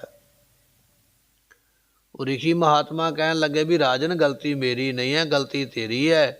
ਤੂੰ ਅੱਗੇ ਰਾਜਿਆਂ ਵਾਲੇ ਕੱਪੜੇ ਪਾ ਕੇ ਆਉਂਦਾ ਸੀ, ਅਸੀਂ ਤੈਨੂੰ ਰਾਜ ਰਿਖੀ ਕਹਿੰਦੇ, ਅੱਜ ਤੂੰ ਸਾਧੂਆਂ ਵਾਲੇ ਕੱਪੜੇ ਪਾ ਕੇ ਆ ਗਿਆ, ਅੱਜ ਤੈਨੂੰ ਬ੍ਰਹਮ ਰਿਖੀ ਕਹਿ ਦਿੱਤਾ। ਇਹ ਅਸੀਂ ਤਾਂ ਤੈਨੂੰ ਬਚਨ ਆਖਿਆ। ਉਸ ਵੇਲੇ ਫਿਰ ਰਿਖੀ ਜੀ ਪੁੱਛਣ ਲੱਗੇ ਵੀ ਤੂੰ ਸਾਡੇ 100 ਪੁੱਤਰ ਕਤਲ ਕੀਤੇ ਤੇ ਤੈਨੂੰ ਪਾਪ ਜਾਂ ਤੈਨੂੰ ਦੁੱਖ, ਤੈਨੂੰ ਸ਼ਰਾਪ ਨਹੀਂ ਲੱਗਾ? ਕਹਿਣ ਲੱਗਾ, ਜੀ ਮੈਂ ਗਾਇਤਰੀ ਮੰਤਰ ਪੜ੍ਹਦਾ ਸੀ ਵਿਧੀ ਦੇ ਨਾਲ, ਵਿਧੀ ਪੂਰਵਕ ਗਾਇਤਰੀ ਮੰਤਰ ਪੜ੍ਹ ਕੇ ਮੈਂ ਆਪਣਾ ਪਾਪ ਉਤਾਰ ਦਿੰਦਾ ਸੀ ਤੇ ਫਿਰ ਅੱਗੇ ਪਾਪ ਕਰਕੇ ਫਿਰ ਗਾਇਤਰੀ ਮੰਤਰ ਪੜ੍ਹ ਲੈਂਦਾ। ਜਦੋਂ ਰਿਸ਼ੀ ਜੀਆਂ ਨੇ ਬਚਨ ਸੁਣਿਆ, ਉਹ ਕਹਿਣ ਲੱਗੇ, ਅੱਜ ਤੋਂ ਬਾਅਦ ਇਹ ਗਾਇਤਰੀ ਜਿਹੜੀ ਹੈ ਕਿਸੇ ਦਾ ਹੱਤਿਆ ਦਾ ਪਾਪ ਨਹੀਂ ਦੂਰ ਕਰੇਗੀ। ਇਸ ਤਰ੍ਹਾਂ ਦੇ ਕਲਯੁਗ ਦੇ ਵਿੱਚ ਲੋਕ ਫਿਰ ਪਹਿਲਾਂ ਹੱਤਿਆ ਕਰਨਗੇ, ਪਾਪ ਕਰਨਗੇ, ਮੁੜ ਕੇ ਮੰਤਰ ਪੜ੍ਹ ਲਿਆ ਕਰਨਗੇ। ਇਸ ਤਰ੍ਹਾਂ ਨਹੀਂ ਹੋਵੇਗਾ। ਉਹਨਾਂ ਨੇ ਫਿਰ ਇਸ ਦੀ ਸ਼ਕਤੀ ਖਤਮ ਕਰ ਦਿੱਤੀ ਵੀ ਇਹ ਗਾਇਤਰੀ ਮੰਤਰ ਜਿਹੜਾ ਹੈ ਉਹ ਹੱਤਿਆ ਦਾ ਪਾਪ ਜਿਹੜਾ ਉਹਨੂੰ ਨਹੀਂ ਦੂਰ ਕਰ ਸਕੇਗਾ। ਤੇ ਕਈਆਂ ਵਿਦਵਾਨਾਂ ਨੇ ਇਸ ਤਰ੍ਹਾਂ ਵੀ ਲਿਖਿਆ ਵੀ 32 ਅੱਖਰ ਸਨ ਗਾਇਤਰੀ ਮੰਤਰ ਦੇ, ਉਹਨਾਂ ਨੇ 32 ਵਿੱਚੋਂ 8 ਕੱਢ ਕੇ ਤੇ 24 ਅੱਖਰ ਰਹਿਣ ਦਿੱਤੇ ਤੇ ਉਹਦੇ ਮੰਤਰਾਂ ਦੇ ਉਹਦੇ ਅੱਖਰਾਂ ਨੂੰ ਘਟਾ ਦਿੱਤਾ। ਮੰਤਰ ਦੇ ਅੱਖਰਾਂ ਨੂੰ ਘਟਾਉਣ ਕਰਕੇ ਉਸ ਮੰਤਰ ਵਿੱਚ ਇੰਨਾ ਬਲ ਨਹੀਂ ਰਹਿ ਗਿਆ ਵੀ ਕਿਸੇ ਦੀ ਹੱਤਿਆ ਦਾ ਪਾਪ ਦੂਰ ਕਰ ਸਕੇ। ਉਹ ਬਚਨ ਇੱਥੇ ਭਗਤ ਨਾਮਦੇਵ ਜੀ ਲਿਖਦੇ ਹਨ। ਪਾਂਡੇ ਤੁਮਰੀ ਗਾਇਤਰੀ, ਕਹਿਣ ਲੱਗੇ, ਪਾਂਡੇ ਹੇ ਭਾਈ, ਜਿਸ ਨੂੰ ਤੁਸੀਂ ਗਾਇਤਰੀ ਮੰਤਰ ਆਖਦੇ ਹੋ ਕਿ ਇਹ ਜੀਵ ਦੀ ਹੱਤਿਆ ਦਾ ਪਾਪ ਦੂਰ ਕਰਦਾ ਹੈ। ਲੋਧੇ ਕਾ ਖੇਤ ਖਾਤੀ ਥੀ, ਲੋਧੇ ਦਾ ਖੇਤ ਕੀ ਹੈ? ਲੋਧੇ ਤੋਂ ਖੇਤ ਤੋਂ ਭਾਵ ਲੈ ਲੈਣਾ ਵੀ ਪਾਪਾਂ ਨੂੰ ਖਾ ਜਾਂਦੀ ਸੀ। ਹਿੰਦੂ ਮਤ ਵਿੱਚ ਮੰਨਿਆ ਜਾਂਦਾ ਹੈ ਵੀ ਗਾਇਤਰੀ ਮੰਤਰ ਪਾਪਾਂ ਨੂੰ ਖਾ ਜਾਂਦਾ, ਪਾਪ ਨਾਸ ਕਰ ਦਿੰਦਾ ਹੈ। ਨਾਮਦੇਵ ਜੀ ਕਹਿਣ ਲੱਗੇ, ਭਾਈ ਇਹ ਜਿਹੜਾ ਗਾਇਤਰੀ ਮੰਤਰ ਹੈ ਤੁਸੀਂ ਆਖਦੇ ਹੋ ਵੀ ਲੋਧੇ ਕਾ ਖੇਤ, ਭਾਵ ਕੇ ਪਾਪ ਦਾ ਖੇਤ ਖਾ ਜਾਂਦੀ, ਪਾਪ ਨੂੰ ਦੂਰ ਕਰ ਦਿੰਦੀ ਹੈ। ਲੈ ਕਰ ਠੇਗਾ ਟੰਗਰੀ ਤੋਰੀ, ਪਰ ਕਹਿਣ ਲੱਗੇ ਉਹ ਜਿਹੜੇ ਮਹਾਤਮਾ ਸਨ ਨਾ ਜਿਨ੍ਹਾਂ ਦੇ 100 ਪੁੱਤਰ ਮਰੇ, ਉਹਨਾਂ ਨੇ ਠੇਂਗਾ ਡੰਡਾ ਕੀ ਫੜਿਆ ਹੈ? ਤਪ ਰੂਪੀ ਡੰਡਾ ਫੜਿਆ, ਕਿਉਂਕਿ ਸਾਧੂ ਦਾ ਤਪ ਬੜਾ ਸੀ ਨਾ। ਉਹਨੇ ਤਪ ਦੇ ਬਲ ਦੇ ਨਾਲ ਸ਼ਰਾਪ ਦਿੱਤਾ ਵੀ ਅੱਜ ਤੋਂ ਬਾਅਦ ਇਹ ਜਿਹੜੀ ਗਾਇਤਰੀ ਹੈ ਕਿਸੇ ਜੀਵ ਦੀ ਹੱਤਿਆ ਦਾ ਪਾਪ ਦੂਰ ਨਹੀਂ ਕਰੇਗੀ। ਉਹ ਬਚਨ ਲਿਖਦੇ ਪੈ, ਲੈ ਕੇ ਠੇਂਗਾ ਟੰਗਰੀ ਤੋਰੀ। ਸੋ ਬਚਨ ਕਰਦੇ ਕਹਿਣ ਲੱਗੇ, ਜਪ ਤਪ ਰੂਪੀ ਠੇਂਗਾ ਡੰਡਾ ਲੈ ਕੇ, ਤਪ ਰੂਪੀ ਡੰਡਾ ਲੈ ਕੇ ਉਸ ਮਹਾਤਮਾ ਗੁਰਮੁਖ ਨੇ ਟੰਗਰੀ ਤੋਰੀ। ਟੰਗਰੀ ਕੀ ਤੋੜੀ ਹੈ? ਜਿਹੜੇ ਇਸ ਦੇ ਵਿੱਚੋਂ ਅੱਖਰ ਘੱਟ ਦਿੱਤੇ, 32 ਅੱਖਰਾਂ ਦੇ ਵਿੱਚੋਂ 24 ਅੱਖਰ ਰਹਿਣ ਦਿੱਤੇ, 8 ਅੱਖਰ ਖਤਮ ਕਰ ਦਿੱਤੇ। ਇਹ ਟੰਗ ਤੋੜ ਦਿੱਤੀ ਹੈ ਵੀ ਅੱਜ ਤੋਂ ਬਾਅਦ ਇਹ ਨਿੱਕੇ ਮੋਟੇ ਪਾਪਾਂ ਨੂੰ ਤੇ ਦੂਰ ਕਰਿਆ ਕਰੇਗੀ, ਪਰ ਜੀਵ ਹੱਤਿਆ ਦੇ ਪਾਪ ਨੂੰ ਦੂਰ ਨਹੀਂ ਕਰ ਸਕੇਗੀ। ਇਹ ਉਹਨਾਂ ਨੇ ਇਹਦੀ ਲੱਤ ਤੋੜੀ ਹੈ। ਕਹਿਣ ਤੋਂ ਭਾਵ ਵੀ ਇਹਦੇ ਅੱਖਰ ਘੱਟ ਕਰ ਦਿੱਤੇ ਹਨ। ਲਾਂਗਤ ਜਾਤੀ ਥੀ, ਇਸ ਨੂੰ ਲੰਗੜਾ ਕੇ ਤੁਰੀ ਜਾਂਦੀ ਵੇਖਿਆ ਜਾਂਦਾ ਹੈ। ਕਹਿਣ ਤੋਂ ਭਾਵ ਹੈ ਵੀ ਹੁਣ ਇਹ ਪੂਰੀ ਤਾਕਤ ਵਾਲੀ ਨਹੀਂ ਰਹੀ ਹੈ, ਜੀਵ ਹੱਤਿਆ ਦੇ ਪਾਪ ਨੂੰ ਦੂਰ ਨਹੀਂ ਕਰ ਸਕਦੀ ਹੈ। ਨਿੱਕੇ ਮੋਟੇ ਪਾਪਾਂ ਨੂੰ ਲੋਕੀ ਮੰਤਰ ਪੜ੍ਹ ਕੇ ਦੂਰ ਕਰਦੇ। ਸੋ ਇਸ ਤਰ੍ਹਾਂ ਇਸ ਨੂੰ ਲੰਗੜਾਉਂਦੀ ਹੋਈ ਵੇਖਿਆ ਹੈ। ਪਾਂਡੇ ਤੁਮਰਾ ਮਹਾਦੇਵ, ਉਹਨੇ ਚਿਰ ਨੂੰ ਇੱਕ ਵਿਅਕਤੀ ਹੋਰ ਬੋਲ ਪਿਆ, ਕਹਿਣ ਲੱਗਾ, ਚਲੋ ਠੀਕ ਹੈ ਜੀ, ਗਾਇਤਰੀ ਮੰਤਰ ਨੂੰ ਪਰੇ ਕਰੋ, ਮੈਂ ਤੇ ਮਹਾਦੇਵ ਦਾ ਉਪਾਸਕ ਹਾਂ। ਮਹਾਦੇਵ ਜੀ ਬੜੇ ਦਿਆਲੂ ਨੇ, ਬੜੇ ਭੋਲੇਨਾਥ ਨੇ, ਥੋੜ੍ਹਾ ਮੰਗਿਆ ਬਹੁਤਾ ਦਿੰਦੇ। ਮਹਾਦੇਵ ਦੀ ਇਸ ਨੇ ਉਸਤਤ ਕੀਤੀ ਹੈ। ਫਿਰ ਨਾਮਦੇਵ ਜੀ ਕਹਿਣ ਲੱਗੇ, ਆ ਜਾ ਭਾਈ, ਤੇਰੇ ਨਾਲ ਵੀ ਗੱਲ ਕਰ ਲੈਂਦੇ ਹਾਂ, ਜਿਸ ਮਹਾਦੇਵ ਦੀ ਤੂੰ ਗੱਲ ਕਰਦਾ ਹੈ। ਧੋਲੇ ਬਲਦ ਚੜਿਆ ਆਵਤ ਦੇਖਿਆ ਥਾ। ਸੋ ਉਸ ਵੇਲੇ ਕਹਿਣ ਲੱਗੇ, ਪਾਂਡੇ ਤੁਮਰਾ ਮਹਾਦੇਵ, ਐ ਪੰਡਤ ਜੀ ਜਿਸ ਨੂੰ ਤੁਸੀਂ ਮਹਾਦੇਵ ਸ਼ਿਵ ਜੀ ਆਖਦੇ ਹੋ, ਆਓ ਤੁਹਾਨੂੰ ਫਿਰ ਉਸ ਦੀ ਕਥਾ ਸੁਣਾਉਂਦੇ ਹਾਂ। ਧੋਲੇ ਬਲਦ ਚੜਿਆ ਆਵਤ ਦੇਖਿਆ ਥਾ। ਧੌਲਾ ਬਲਦ ਚਿੱਟੇ ਬਲਦ ਦੀ ਸਵਾਰੀ ਕਰਦਾ। ਗ੍ਰੰਥਾਂ ਵਿੱਚ ਲਿਖਿਆ ਵੀ ਭਗਵਾਨ ਜਿਹੜੇ ਸ਼ਿਵ ਜੀ ਹਨ ਉਹਨਾਂ ਦੀ ਸਵਾਰੀ ਧੌਲਾ ਬਲਦ ਚਿੱਟਾ ਬੈਲ ਹੈ। ਨੰਦੀ ਭਰੰਦੀ ਵਗੈਰਾ ਬੈਲਾਂ ਦੇ ਨਾਮ ਨੇ, ਉਹਨਾਂ ਦੇ ਉੱਪਰੋਂ ਸਵਾਰੀ ਕਰਦੇ। ਕਹਿਣ ਲੱਗੇ, ਭਾਈ ਜਿਨ੍ਹਾਂ ਨੇ ਵੇਖਿਆ ਹੈ ਜਾਂ ਜਿਨ੍ਹਾਂ ਨੇ ਗ੍ਰੰਥਾਂ ਵਿੱਚ ਲਿਖਿਆ ਹੈ, ਉਹਨਾਂ ਦੇ ਕੋਲੋਂ ਅਸੀਂ ਇਹ ਬਚਨ ਸੁਣ ਕੇ ਤੇ ਤੁਹਾਨੂੰ ਦੱਸਦੇ ਹਾਂ। ਮੋਦੀ ਕੇ ਘਰ ਖਾਣਾ ਪਾਕਾ। ਗੁਰਮੁਖੋ, ਮੋਦੀ ਨਾਮ ਦਾ ਇੱਕ ਭਗਤ ਸੀ ਭਗਵਾਨ ਸ਼ਿਵ ਜੀ ਜੀਆਂ ਦਾ। ਸੋ ਇਹ ਮੋਦੀ ਭਗਤ ਨੇ ਇੱਕ ਵਾਰੀ ਆਪਣੇ ਘਰ ਵਿੱਚ ਭੰਡਾਰਾ ਕੀਤਾ, ਲੰਗਰ ਕੀਤਾ, ਤੇ ਭਗਵਾਨ ਸ਼ਿਵ ਜੀ ਨੂੰ ਉਸਨੇ ਨਿਮੰਤਰਾ ਦਿੱਤਾ ਵੀ ਆਓ ਮੇਰੇ ਘਰ ਆ ਕੇ ਲੰਗਰ ਛਕੋ, ਮੈਂ ਤੁਹਾਡਾ ਬੜਾ ਵੱਡਾ ਸ਼ਰਧਾਲੂ ਹਾਂ। ਉਸ ਵੇਲੇ ਭਗਵਾਨ ਸ਼ਿਵ ਜੀ ਬਚਨ ਮੰਨ ਕੇ ਆਪਣੇ ਬੈਲ 'ਤੇ ਚੜ੍ਹ ਕੇ ਇਹਦੇ ਘਰ ਵਿੱਚ ਆ ਗਿਆ। ਕਹਿਣ ਲੱਗੇ ਵੀ ਠੀਕ ਹੈ, ਪ੍ਰਸ਼ਾਦਾ ਛਕਦੇ ਹਾਂ। ਜਿਸ ਵੇਲੇ ਪ੍ਰਸ਼ਾਦਾ ਛਕਾਉਣ ਲੱਗਾ ਉਹ ਮੋਦੀ ਨਾਮ ਦਾ ਭਗਤ, ਤੇ ਉਸ ਵੇਲੇ ਸ਼ਿਵ ਜੀ ਕਹਿਣ ਲੱਗੇ ਵੀ ਮੈਂ ਪ੍ਰਸ਼ਾਦਾ ਬਾਅਦ ਵਿੱਚ ਛਕਣਾ ਹੈ, ਪਹਿਲਾਂ ਮੇਰੇ ਬਲਦ ਨੂੰ ਉਹਦੀ ਖੁਰਾਕ ਜਿਹੜੀ ਹੈ ਨਾ ਉਹ ਪਾਉਣਾ ਕਰ। ਪਹਿਲਾਂ ਮੇਰਾ ਬਲਦ ਖਾਏਗਾ, ਪਹਿਲਾਂ ਉਸ ਨੂੰ ਖੁਰਾਕ ਦੇ, ਫਿਰ ਮੈਂ ਭੋਜਨ ਛਕਣਾ ਹੈ। ਤੇ ਉਸ ਵੇਲੇ ਉਹ ਜਿਹੜਾ ਮੋਦੀ ਭਗਤ ਹੈ ਨਾ ਉਸਨੇ ਪੁੱਛਿਆ, ਕਹਿਣ ਲੱਗਾ ਜੀ ਫਿਰ ਤੁਹਾਡੇ ਬਲਦ ਨੂੰ ਮੈਂ ਲਿਆ ਕੇ ਘਾਹ ਪਾ ਦਿੰਦਾ, ਹਰਾ ਚਾਰਾ ਲਿਆ ਕੇ ਪਾ ਦਿੰਦਾ। ਇਹ ਬਚਨ ਸੁਣ ਕੇ ਫਿਰ ਸ਼ਿਵ ਜੀ ਕਹਿਣ ਲੱਗੇ ਹਨ, ਵਾਕਾ ਲੜਕਾ ਮਾਰਿਆ ਥਾ। ਸ਼ਿਵ ਜੀ ਨੇ ਉਸ ਦੀ ਪਰਖ ਕੀਤੀ ਹੈ ਵੀ ਇਹ ਮੈਨੂੰ ਤੇ ਲੰਗਰ ਛਕਣ ਵਾਸਤੇ ਇਸਨੇ ਬੁਲਾ ਲਿਆ ਹੈ, ਇਹਦੀ ਪਰਖ ਕਰੀਏ ਵੀ ਇਹ ਕਿੰਨਾ ਕੁ ਸਾਡੇ ਬਚਨ ਨੂੰ ਮੰਨਦਾ ਹੈ। ਸ਼ਿਵ ਜੀ ਕਹਿਣ ਲੱਗੇ ਵੀ ਮੇਰਾ ਜਿਹੜਾ ਬਲਦ ਹੈ ਇਹ ਘਾਹ ਨਹੀਂ ਖਾਂਦਾ, ਇਹ ਚਾਰਾ ਨਹੀਂ ਖਾਂਦਾ ਹੈ। ਤੇ ਪੁੱਛਿਆ ਭਗਤ ਨੇ ਜੀ ਫਿਰ ਇਹ ਕੀ ਖਾਂਦਾ ਹੈ? ਕਹਿਣ ਲੱਗੇ ਵੀ ਇਹ ਤੇਰੇ ਲੜਕੇ ਦਾ ਮਾਸ ਖਾਵੇਗਾ। ਜੋ ਤੇਰਾ ਲੜਕਾ ਹੈ ਨਾ, ਤੇਰਾ ਬੱਚਾ ਪੁੱਤਰ, ਇਹਨੂੰ ਜਾ ਕੇ ਬਲਦ ਦੇ ਸਾਹਮਣੇ ਖੜਾ ਕਰ, ਮੇਰਾ ਬਲਦ ਇਹਨੂੰ ਖਾਵੇਗਾ। ਜਦੋਂ ਬਲਦ ਉਸ ਨੂੰ ਖਾਵੇਗਾ ਫਿਰ ਮੈਂ ਤੇਰਾ ਭੋਜਨ ਖਾਵਾਂਗਾ। ਪਰਖ ਕਰਦੇ ਪਏ। ਕਹਿਣ ਲੱਗੇ ਉਸ ਮੋਦੀ ਭਗਤ ਨੇ ਜਾ ਕੇ ਆਪਣਾ ਬੱਚਾ ਉਸ ਬਲਦ ਦੇ ਸਾਹਮਣੇ ਖੜਾ ਕਰ ਦਿੱਤਾ, ਤੇ ਉਸ ਬੈਲ ਨੇ ਉਸ ਦਾ ਬੱਚਾ ਖਾ ਲਿਆ। ਨਾਮਦੇਵ ਜੀ ਉਹ ਬਚਨ ਇਸ ਲਿਖਦੇ ਪਏ। ਕਹਿਣ ਲੱਗੇ ਜਿਹਦੇ ਘਰ ਵਿੱਚ ਰੋਟੀ ਖਾਣ ਗਿਆ ਉਸੇ ਦਾ ਹੀ ਪੁੱਤਰ ਮਾਰ ਦਿੱਤਾ। ਕਿਸ ਤਰ੍ਹਾਂ ਦਾ ਨਿਰਦਈ ਹੈ ਕਿ ਉਹਨੂੰ ਦਇਆ ਨਹੀਂ ਆਈ, ਕਿ ਉਹਨੂੰ ਤਰਸ ਨਹੀਂ ਆਇਆ ਕਿ ਜਿਹੜਾ ਮੈਨੂੰ ਭੋਜਨ ਵਾਸਤੇ ਬੁਲਾਉਂਦਾ ਪਿਆ, ਜਿਹੜਾ ਮੇਰਾ ਇੰਨਾ ਵੱਡਾ ਸ਼ਰਧਾਲੂ ਹੈ, ਮੇਰੇ ਨਾਲ ਪਿਆਰ ਕਰਦਾ, ਮੈਂ ਉਹਦੇ ਘਰੇ ਭੋਜਨ ਛਕਣ ਆਇਆ, ਉਹਦੇ ਪੁੱਤਰ ਨੂੰ ਮਾਰਦਾ ਪਿਆ। ਨਾਮਦੇਵ ਜੀ ਕਹਿਣ ਲੱਗੇ ਕੀ ਗੱਲ ਤਰਸ ਨਹੀਂ ਆਇਆ ਉਸ ਮਹਾਦੇਵ ਨੂੰ? ਸੋ ਪਾਂਡੇ ਤੁਮਰਾ ਮਹਾਦੇਵ ਧੌਲੇ ਬਲਦ ਚੜਿਆ ਆਵਤ ਦੇਖਿਆ ਥਾ, ਮੋਦੀ ਕੇ ਘਰ ਖਾਣਾ ਪਾਕਾ। ਮੋਦੀ ਭਗਤ ਦੇ ਘਰ ਵਿੱਚ ਰੋਟੀ ਪ੍ਰਸ਼ਾਦਾ ਪੱਕਿਆ ਤਿਆਰ ਹੋਇਆ, ਵਾਕਾ ਲੜਕਾ ਮਾਰਿਆ ਥਾ, ਉਸੇ ਦੇ ਲੜਕੇ ਨੂੰ ਕਤਲ ਕਰ ਦਿੱਤਾ। ਕੀ ਗੱਲ ਦਇਆ ਨਹੀਂ ਆਈ ਐਸੇ ਦੇਵਤੇ ਨੂੰ? ਕਾਹਦਾ ਉਹ ਦੇਵਤਾ ਹੈ ਜਿਹਦੇ ਮਨ ਵਿੱਚ ਇੰਨੀ ਵੀ ਦਇਆ ਨਹੀਂ ਹੈ? ਇਸ ਤਰ੍ਹਾਂ ਦਾ ਖੰਡਨ ਕਰਦੇ ਭਗਤ ਨਾਮਦੇਵ ਜੀ। ਫਿਰ ਬਖਸ਼ਿਸ਼ ਕਰਦੇ ਹਨ। ਪਾਂਡੇ ਤੁਮਰਾ ਮਹਾਦੇਵ। ਸੋ ਦੂਜਾ ਅਰਥ ਵੀ ਇਹਦੇ ਵਿੱਚ ਇਸੇ ਤਰ੍ਹਾਂ ਕੀਤਾ ਹੈ। ਕਹਿਣ ਲੱਗੇ ਮਹਾਦੇਵ ਜਿਹੜਾ ਸ਼ਿਵ ਜੀ ਹੈ, ਪਾਂਡੇ ਸੁਣਨਾ ਕਰ। ਧੌਲੇ ਬਲਦ ਚੜਿਆ ਆਵਤ ਦੇਖਿਆ ਥਾ। ਧੌਲੇ ਬਲਦ ਦੀ ਸਵਾਰੀ ਕਰਦਾ, ਚਿੱਟੇ ਬੈਲ ਦੀ ਸਵਾਰੀ ਕਰਦਾ। ਗ੍ਰੰਥਕਾਰਾਂ ਨੇ ਲਿਖਿਆ ਬਚਨ ਵੀ ਇਸ ਤਰ੍ਹਾਂ ਦੇ ਉਹਦੇ ਕੰਮ ਨੇ, ਉਹ ਤੁਹਾਨੂੰ ਦੱਸਦੇ ਹਾਂ। ਮੋਦੀ ਕੇ ਘਰ ਖਾਣਾ ਪਾਕਾ। ਗੁਰਮੁਖੋ, ਮੋਦੀ ਨਾਮ ਹੈ ਮੋਦ ਦਾ, ਤੇ ਮੋਦ ਕਹਿੰਦੇ ਆਨੰਦ ਨੂੰ। ਗ੍ਰੰਥਕਾਰਾਂ ਨੇ ਸ਼ਬਦ ਦਾ ਜਿਹੜਾ ਅਰਥ ਹੈ ਨਾ, ਮਤਲਬ ਮੋਦੀ ਤੋਂ ਭਾਵ ਹੁੰਦਾ ਗੁਰਮੁਖੋ ਮੋਦ, ਤੇ ਮੋਦ ਕਹਿੰਦੇ ਆਨੰਦ ਨੂੰ, ਆਨੰਦ ਦੇਣ ਵਾਲਾ ਜਾਂ ਆਨੰਦ ਦੇਣ ਵਾਲੇ। ਇੱਥੇ ਬਚਨ ਆ ਗਿਆ ਮੋਦੀ ਕੇ ਘਰ ਖਾਣਾ ਪਾਕਾ। ਜੋ ਮੋਦ ਦੇਣ ਵਾਲੀ, ਆਨੰਦ ਦੇਣ ਵਾਲੀ ਪਾਰਬਤੀ ਹੈ, ਸ਼ਿਵ ਜੀ ਦੀ ਘਰ ਵਾਲੀ। ਸੋ ਉਸਨੇ ਸ਼ਿਵ ਜੀ ਦੇ ਵਾਸਤੇ ਭੋਜਨ ਪ੍ਰਸ਼ਾਦਾ ਬਣਾਇਆ। ਇੱਕ ਵਾਰੀ ਸ਼ਿਵ ਜੀ ਕਹਿਣ ਲੱਗੇ ਵੀ ਪ੍ਰਸ਼ਾਦਾ ਭੋਜਨ ਬਣਾਓ, ਛਕਣਾ ਹੈ। ਇੰਨਾ ਬਚਨ ਕਹਿ ਕੇ ਆਪ ਬਾਹਰ ਕਿਸੇ ਕੰਮ ਵਾਸਤੇ ਚਲੇ ਗਏ। ਪਾਰਬਤੀ ਨੇ ਕਹਿੰਦੇ ਭੋਜਨ ਪ੍ਰਸ਼ਾਦਾ ਬਣਾਇਆ। ਭੋਜਨ ਪ੍ਰਸ਼ਾਦਾ ਤਿਆਰ ਕਰਕੇ ਤੇ ਉਸ ਵੇਲੇ ਮਨ ਵਿੱਚ ਵਿਚਾਰ ਆਈ ਵੀ ਰੋਟੀ ਤੇ ਬਣ ਗਈ ਹੈ, ਤੇ ਮੈਂ ਕਿਉਂ ਨਾ ਹੋਵੇ ਇਸ਼ਨਾਨ ਕਰ ਲਵਾਂ। ਇਸ਼ਨਾਨ ਕਰਨ ਵਾਸਤੇ ਜਦੋਂ ਆਪਣੇ ਸਰੀਰ ਦੇ ਉੱਪਰ ਵਟਣਾ ਮਲਿਆ, ਵਟਣਾ ਮਲਣ ਤੋਂ ਬਾਅਦ ਵਿੱਚ ਉਹ ਵਟਣੇ ਦੇ ਨਾਲ ਇੱਕ ਛੋਟਾ ਜਿਹਾ ਜਿਹੜਾ ਸੀ ਉਹ ਬੱਚਾ ਬਣਾ ਦਿੱਤਾ, ਬੱਚੇ ਦਾ ਆਕਾਰ ਬਣਾ ਦਿੱਤਾ ਵਟਣੇ ਦੇ ਨਾਲ, ਛੋਟਾ ਜਿਹਾ ਬਿਲਕੁਲ। ਬਾਅਦ ਵਿੱਚ ਆਪਣੀ ਸ਼ਕਤੀ ਦੇ ਨਾਲ ਉਸ ਵਿੱਚ ਜਾਨ ਪਾ ਕੇ ਉਸ ਨੂੰ ਇੱਕ ਲੜਕਾ ਬਣਾ ਦਿੱਤਾ, ਨੌਜਵਾਨ। ਲੜਕੇ ਨੂੰ ਆਖਿਆ, ਕਹਿਣ ਲੱਗੀ ਪੁੱਤਰ ਜਾ ਕੇ ਦਰਵਾਜ਼ੇ ਦੇ ਉੱਪਰ ਪਹਿਰਾ ਦੇਵੋ, ਅਸੀਂ ਇਸ਼ਨਾਨ ਕਰ ਲਈਏ, ਕਿਸੇ ਨੂੰ ਅੰਦਰ ਨਹੀਂ ਆਉਣ ਦੇਣਾ ਹੈ। ਇਹ ਜਿਹੜਾ ਲੜਕਾ ਬਣਾਇਆ ਸੀ, ਕਹਿਣ ਲੱਗੇ ਦਰਵਾਜ਼ੇ 'ਤੇ ਜਾ ਕੇ ਪਹਿਰਾ ਦੇਣ ਲੱਗ ਪਿਆ। ਪਾਰਬਤੀ ਇਸ਼ਨਾਨ ਕਰਦੀ ਪਈ ਹੈ, ਇੰਨੇ ਚਿਰ ਨੂੰ ਸ਼ਿਵ ਜੀ ਆ ਗਿਆ ਦਰਵਾਜ਼ੇ ਦੇ ਉੱਪਰ। ਇਸ ਲੜਕੇ ਨੇ ਰੋਕ ਲਿਆ ਵੀ ਤੁਸੀਂ ਅੰਦਰ ਨਹੀਂ ਜਾ ਸਕਦੇ, ਮੇਰੀ ਮਾਤਾ ਇਸ਼ਨਾਨ ਕਰਦੀ ਹੈ। ਇਹ ਗੱਲ ਸੁਣ ਕੇ ਸ਼ਿਵ ਜੀ ਨੂੰ ਡਾਢਾ ਗੁੱਸਾ ਆ ਗਿਆ। ਉਹਨਾਂ ਨੇ ਤਰਸੂਲ ਮਾਰ ਕੇ ਇਹਦਾ ਸਿਰ ਹੀ ਜਿਹੜਾ ਸੀ ਉਡਾ ਦਿੱਤਾ। ਇਸ ਤਰ੍ਹਾਂ ਸਿਰ ਉਡਾ ਕੇ ਤੇ ਅੰਦਰ ਚਲੇ ਗਏ।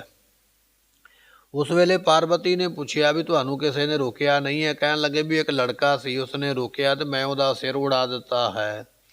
ਉਸ ਵੇਲੇ ਪਾਰਵਤੀ ਜੀ ਕਹਿਣ ਲੱਗੇ ਵੀ ਉਹ ਤੇ ਮੈਂ ਆਪਣਾ ਪੁੱਤਰ ਬਣਾਇਆ ਸੀ, ਇਸ ਕਰਕੇ ਉਸ ਨੂੰ ਜਿਉਂਦਾ ਕਰੋ। ਜਦੋਂ ਵਾਰ-ਵਾਰ ਖਹਿੜਾ ਕੀਤਾ ਹੈ ਤੇ ਉਸ ਵੇਲੇ ਫਿਰ ਕਹਿਣ ਲੱਗੇ ਵੀ ਠੀਕ ਹੈ, ਜਿਉਂਦਾ ਕਰ ਦੇਵਾਂਗੇ, ਕਿਸੇ ਹੋਰ ਦਾ ਲਿਆ ਕੇ ਸਿਰ ਦੇ ਉੱਪਰ ਲਾ ਦਿੰਦੇ ਹਾਂ ਤੇ ਜਿਉਂਦਾ ਹੋ ਜਾਏਗਾ। ਉਸ ਵੇਲੇ ਕਿਸੇ ਜੀਵ ਦਾ ਸਿਰ ਲੈਣ ਵਾਸਤੇ ਚੱਲ ਪਏ। ਜੰਗਲ ਦੇ ਵਿੱਚ ਕਹਿਣ ਲੱਗੇ ਵੀ ਇੱਕ ਹਥਨੀ ਜਿਹੜੀ ਹੈ ਆਪਣੇ ਬੱਚੇ ਦੇ ਨਾਲ ਸੁੱਤੀ ਪਈ ਹੈ। ਬੱਚਾ ਜਿਹੜਾ ਹੈ ਪੱਥਰ ਦੇ ਨਾਲ ਵਾਰ-ਵਾਰ ਆਪਣਾ ਸਿਰ ਮਾਰਦਾ ਤੇ ਆਪਣਾ ਸਿਰ ਮਾਰਨ ਕਰਕੇ ਉਹ ਪੱਥਰ ਦੇ ਨਾਲ ਲੰਮੇ ਪਿਆ ਹੋਇਆ ਤੇ ਹਥਨੀ ਜਿਹੜੀ ਹੈ ਉਸ ਵੱਲ ਪਿੱਠ ਕਰਕੇ ਪਈ ਹੋਈ ਹੈ। ਸ਼ਿਵ ਜੀ ਨੇ ਜਾਣਿਆ ਵੀ ਇਹ ਲਾਪਰਵਾਹੀ ਵਰਤਦੀ ਪਈ ਹੈ, ਇਸ ਨੂੰ ਬੱਚੇ ਦਾ ਮੋਹ ਹੀ ਕੋਈ ਨਹੀਂ ਹੈ, ਇਹ ਲਾਪਰਵਾਹ ਹੈ। ਉਸ ਬੱਚੇ ਦਾ ਸਿਰ ਵੱਢ ਕੇ ਹਾਥੀ ਦੇ ਬੱਚੇ ਦਾ ਉਹ ਲਿਆ ਕੇ ਆਪਣੇ ਪੁੱਤਰ ਦੇ ਧੜ ਦੇ ਉੱਪਰ ਲਾਇਆ ਤੇ ਨਾਮ ਰੱਖ ਦਿੱਤਾ ਗਣੇਸ਼। ਇਸ ਤਰ੍ਹਾਂ ਕਹਿੰਦੇ ਗਣੇਸ਼ ਦੀ ਉਤਪਤੀ ਹੋਈ ਹੈ। ਇਹ ਹਿੰਦੂ ਧਾਰਮਿਕ ਗ੍ਰੰਥਾਂ ਵਿੱਚ ਇਸ ਤਰ੍ਹਾਂ ਲਿਖਿਆ ਹੈ। ਕੁਝ ਲੋਕ ਇਹਦੇ ਉੱਪਰ ਤਰਕਾਂ ਕੁਤਰਕਾਂ ਵੀ ਕਰਦੇ ਵੀ ਇਹ ਕਿਵੇਂ ਹੋ ਸਕਦਾ, ਪਸ਼ੂ ਦਾ ਸਿਰ ਬੰਦੇ ਦੇ ਸਿਰ 'ਤੇ ਕਿਵੇਂ ਲੱਗ ਸਕਦਾ, ਉਹਦਾ ਭਾਰ ਇੰਨਾ ਹੋਵੇਗਾ, ਉਹ ਇਸ ਤਰ੍ਹਾਂ ਹੋਵੇਗਾ। ਕਈ ਤਰ੍ਹਾਂ ਦੇ ਬਚਨ ਵਿਲਾਸ ਲੋਕ ਇਹਦੇ ਉੱਪਰ ਵੀ ਚਰਚਾ ਕਰਦੇ। ਰੋਹ ਵਿਚਾਰ ਕਹਿਣ ਲੱਗੇ ਵੀ ਉਸ ਵੇਲੇ ਹਾਥੀ ਦਾ ਸਿਰ ਵੱਢ ਕੇ ਬੱਚੇ ਦੇ ਉੱਪਰ ਲਾ ਕੇ ਆਖਿਆ, ਕਹਿਣ ਲੱਗਾ ਵੀ ਇਹ ਗਣੇਸ਼, ਇਹਦਾ ਨਾਮ ਗਣੇਸ਼ ਹੈ। ਪਾਰਵਤੀ ਫਿਰ ਖੁਸ਼ ਨਹੀਂ ਹੋਈ ਹੈ। ਫਿਰ ਉਸ ਵੇਲੇ ਸ਼ਿਵ ਜੀ ਨੇ ਵਰ ਦਿੱਤੇ ਵੀ ਦੇਵਤਿਆਂ ਤੋਂ ਪਹਿਲਾਂ ਇਸ ਦੀ ਪੂਜਾ ਹੋਇਆ ਕਰੇਗੀ। ਐਸੇ ਵਰ ਦੇ ਕੇ ਪਾਰਵਤੀ ਨੂੰ ਖੁਸ਼ ਕੀਤਾ। ਉਹ ਬਚਨ ਇੱਥੇ ਲਿਖਦੇ ਪਏ। ਨਾਮਦੇਵ ਜੀ ਕਹਿਣ ਲੱਗੇ, ਮੋਦੀ ਕੇ ਕਰ ਖਾਣਾ ਪਾਕਾ। ਜੋ ਮੋਦ ਆਨੰਦ ਦੇਣ ਵਾਲੀ ਪਾਰਵਤੀ ਹੈ, ਉਹਦੇ ਘਰ ਵਿੱਚ ਜਦੋਂ ਪ੍ਰਸ਼ਾਦਾ ਤਿਆਰ ਹੋਇਆ, ਰੋਟੀ ਤਿਆਰ ਹੋਈ ਤੇ ਖਾਣ ਵਾਸਤੇ ਉਸ ਵੇਲੇ ਸ਼ਿਵ ਜੀ ਆਏ ਹਨ। ਵਾਕਾ ਲੜਕਾ ਮਾਰਿਆ ਥਾ ਤੇ ਉਸੇ ਪਾਰਵਤੀ ਦਾ ਲੜਕਾ ਜੋ ਹੈ ਉਸ ਨੂੰ ਤ੍ਰਿਸ਼ੂਲ ਮਾਰ ਕੇ ਤੇ ਉਹਦਾ ਸਿਰ ਪਾੜ ਦਿੱਤਾ, ਸਿਰ ਉਡਾ ਦਿੱਤਾ। ਬਾਅਦ ਵਿੱਚ ਹਾਥੀ ਦਾ ਸਿਰ ਵੱਢ ਕੇ ਉੱਤੇ ਲਾ ਕੇ ਉਸ ਨੂੰ ਗਣੇਸ਼ ਬਣਾ ਦਿੱਤਾ। ਕਹਿਣ ਲੱਗੇ ਭਾਈ ਤੁਹਾਡਾ ਸ਼ਿਵ ਜੀ ਇਸ ਤਰ੍ਹਾਂ ਦਾ ਹੈ, ਜਿਹਦੇ ਘਰੇ ਰੋਟੀ ਖਾਣ ਜਾਂਦਾ ਪਹਿਲਾਂ ਉਹਦਾ ਹੀ ਸਿਰ ਉਡਾ ਦਿੰਦਾ ਹੈ। ਉਹ ਇਸ ਤਰ੍ਹਾਂ ਦਾ ਹੈ ਕਿ ਉਹਨੂੰ ਨਹੀਂ ਪਤਾ ਵੀ ਇਹ ਪੁੱਤਰ ਮੇਰਾ ਕਾਹਦਾ ਉਹ ਦੇਵਤਾ ਹੋਇਆ। ਆਪਣੇ ਆਪ ਨੂੰ ਆਖਦਾ ਮੈਂ ਦੇਵਤਾ ਹਾਂ, ਮੈਂ ਸਰਬ ਸ਼ਕਤੀਮਾਨ ਹਾਂ, ਮੈਂ ਤਿੰਨਾਂ ਲੋਕਾਂ ਦਾ ਗਿਆਤਾ ਹਾਂ। ਕਿ ਤਿੰਨਾਂ ਲੋਕਾਂ ਦੇ ਗਿਆਨੀ ਨੂੰ ਇਹ ਨਹੀਂ ਪਤਾ ਲੱਗਾ ਵੀ ਇਹ ਮੇਰਾ ਹੀ ਪੁੱਤਰ ਹੈ, ਮੈਂ ਕਿਉਂ ਇਸ ਨੂੰ ਮਾਰਨਾ ਹੈ। ਇਸ ਤਰ੍ਹਾਂ ਨਾਮਦੇਵ ਜੀ ਉਸ ਪੰਡਤ ਨੂੰ ਉੱਤਰ ਦਿੰਦੇ ਹਨ। ਪਾਂਡੇ ਤੁਮਰਾ ਰਾਮਚੰਦ। ਫਿਰ ਦੂਸਰਾ ਵਿਅਕਤੀ ਬੋਲਿਆ, ਕਹਿਣ ਲੱਗਾ ਜੀ ਮੈਂ ਤੇ ਰਾਮਚੰਦਰ ਜੀ ਦਾ ਉਪਾਸ਼ਕ ਹਾਂ। ਤੇ ਫਿਰ ਨਾਮਦੇਵ ਜੀ ਕਹਿਣ ਲੱਗੇ ਆ ਜਾ ਤੂੰ ਵੀ ਸਾਡੇ ਕੋਲ ਆ, ਤੈਨੂੰ ਵੀ ਦੱਸੀਏ ਵੀ ਰਾਮਚੰਦਰ ਜੀ ਦੀ ਕੀ ਕਹਾਣੀ ਹੈ। ਬਚਨ ਬਖਸ਼ਿਸ਼ ਕਰਦੇ ਕਹਿਣ ਲੱਗੇ, ਪਾਂਡੇ ਇਹ ਭਾਈ ਤੁਮਰਾ ਰਾਮਚੰਦ, ਜਿਸ ਨੂੰ ਤੁਸੀਂ ਰਾਮਚੰਦਰ ਭਗਵਾਨ ਆਖਦੇ ਹੋ, ਸੋ ਭੀ ਆਵਤ ਦੇਖਿਆ ਥਾ। ਉਹਨਾਂ ਨੂੰ ਜਿਨ੍ਹਾਂ ਨੇ ਦੁਨੀਆ ਵਿੱਚ ਆਇਆ ਵੇਖਿਆ ਹੈ, ਉਹਨਾਂ ਨੇ ਗ੍ਰੰਥਾਂ ਵਿੱਚ ਲਿਖਿਆ ਹੈ। ਰਮਾਇਣ ਵਰਗੇ ਗ੍ਰੰਥਾਂ ਵਿੱਚ ਉਹਨਾਂ ਦਾ ਚਿੱਤਰ ਜਿਹੜਾ ਹੈ ਉਹ ਕਥਨ ਕੀਤਾ ਹੈ। ਰਾਵਣ ਸੇਤੀ ਸਰਬਰ ਹੋਈ, ਘਰ ਕੀ ਜੋਏ ਗਵਾਈ ਥੀ। ਸੋ ਉਹਨਾਂ ਨੇ ਆਪਣੇ ਘਰ ਵਾਲੀ ਗਵਾ ਲਈ ਹੈ ਤੇ ਰਾਵਣ ਦੇ ਨਾਲ ਬਰਾਬਰੀ ਕਰਕੇ ਜੰਗ ਕੀਤਾ ਹੈ। ਇਹ ਰਾਮਚੰਦਰ ਦੀ ਕਥਾ ਹੈ। ਵਿਦਵਾਨਾਂ ਨੇ ਗ੍ਰੰਥਾਂ ਵਿੱਚ ਲਿਖਿਆ ਵੀ ਰਾਮਚੰਦਰ ਜੀ ਦੇ ਦਾਦਾ ਜੀ ਦਾ ਨਾਮ ਅੱਜ ਰਾਜਾ ਹੈ। ਸੋ ਆਪਣੇ ਵੀ ਇੱਥੇ ਇੱਕ ਅੱਜ ਸਰੋਵਰ ਬਣਿਆ ਨਾ ਖਰੜ ਦੇ ਵਿੱਚ, ਉਹਦੇ ਬਾਹਰ ਲਿਖਿਆ ਅੱਜ ਸਰੋਵਰ। ਉਹ ਅੱਜ ਜਿਹੜਾ ਹੈ ਉਹ ਰਾਮਚੰਦਰ ਜੀ ਦਾ ਦਾਦਾ ਹੈ। ਇੱਕ ਵਾਰੀ ਬੈਠਾ ਹੋਇਆ ਆਪਣੇ ਪਲੰਘੇ ਦੇ ਉੱਪਰ ਤੇ ਇੱਕ ਬੜਾ ਵੱਡਾ ਜੋਤਸ਼ੀ ਪੰਡਤ ਵਿਦਵਾਨ ਬੜਾ ਖੁਸ਼ ਹੋ ਕੇ ਰਾਜੇ ਨੂੰ ਮੱਥਾ ਟੇਕਦਾ। ਰਾਜੇ ਨੇ ਪੁੱਛਿਆ ਵੀ ਅੱਜ ਜੋਤਸ਼ੀ ਜੀ ਪੰਡਤ ਜੀ ਬੜੇ ਖੁਸ਼ ਹੋ, ਕਾਰਨ ਕੀ ਹੈ। ਕਹਿਣ ਲੱਗਾ ਜੀ ਮੈਨੂੰ ਅੱਜ ਹੁਣੇ ਪਤਾ ਲੱਗਾ ਆਪਣੀ ਵਿੱਦਿਆ ਦੇ ਨਾਲ ਵੀ ਤੁਹਾਡੇ ਘਰ ਦੇ ਵਿੱਚ ਭਗਵਾਨ ਨੇ ਆ ਕੇ ਅਵਤਾਰ ਲੈਣਾ ਪੋਤਰੇ ਦੇ ਰੂਪ ਦੇ ਵਿੱਚ। ਹਰੀਹਰ ਆਪ ਆਉਣਗੇ, ਤੁਹਾਡੇ ਪੋਤਰੇ ਦਾ ਅਵਤਾਰ ਤੁਹਾਡੇ ਘਰ ਵਿੱਚ ਆ ਕੇ ਲੈਣਗੇ, ਤੁਹਾਡਾ ਭਲਾ ਕਰ ਦੇਣਗੇ। ਉਸ ਵੇਲੇ ਅੱਜ ਰਾਜਾ ਜੀ ਬੜੇ ਖੁਸ਼ ਹੋਏ। ਕਹਿਣ ਲੱਗੇ ਬੜੀ ਚੰਗੀ ਗੱਲ ਹੈ ਵੀ ਭਗਵਾਨ ਆਵੇ ਮੇਰੇ ਘਰ ਪੋਤਰਾ ਬਣ ਕੇ, ਤੇ ਮਾੜੀ ਗੱਲ ਥੋੜ੍ਹੀ ਹੈ, ਇਹ ਤੇ ਬੜੀ ਚੰਗੀ ਗੱਲ ਹੈ ਵੀ ਏਡੀ ਵੱਡੀ ਦਾਤ ਮਿਲਦੀ ਪਈ ਹੈ।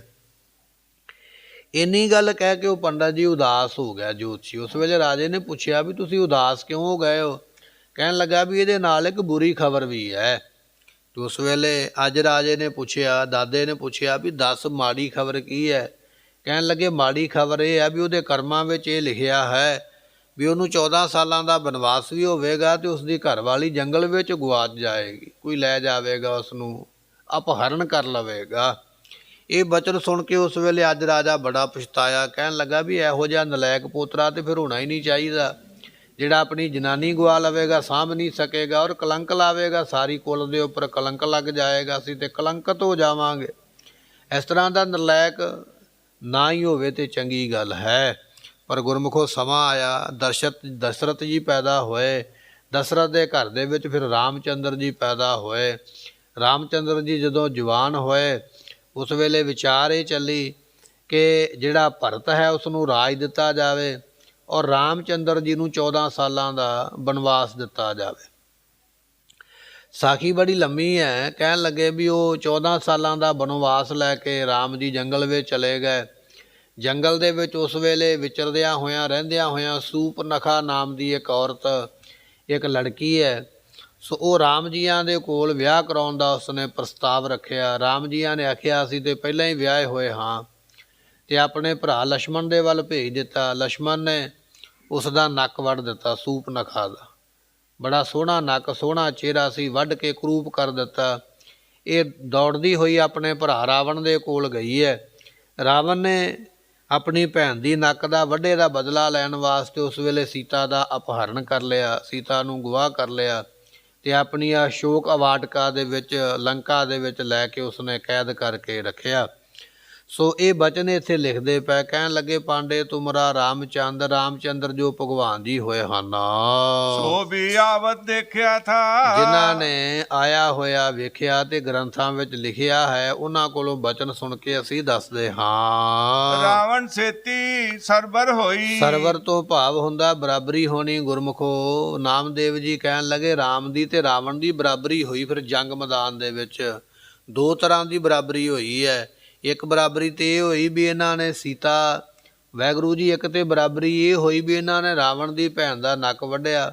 ਉਹਨੇ ਸੋਚਿਆ ਮੇਰੀ ਬੇਇੱਜ਼ਤੀ ਕੀਤੀ ਹੈ, ਮੈਂ ਤੁਹਾਡੀ ਵੀ ਕਰਦਾ, ਮੈਂ ਤੁਹਾਡੀ ਜਨਾਨੀ ਚੁੱਕ ਕੇ ਲੈ ਜਾਂਦਾ।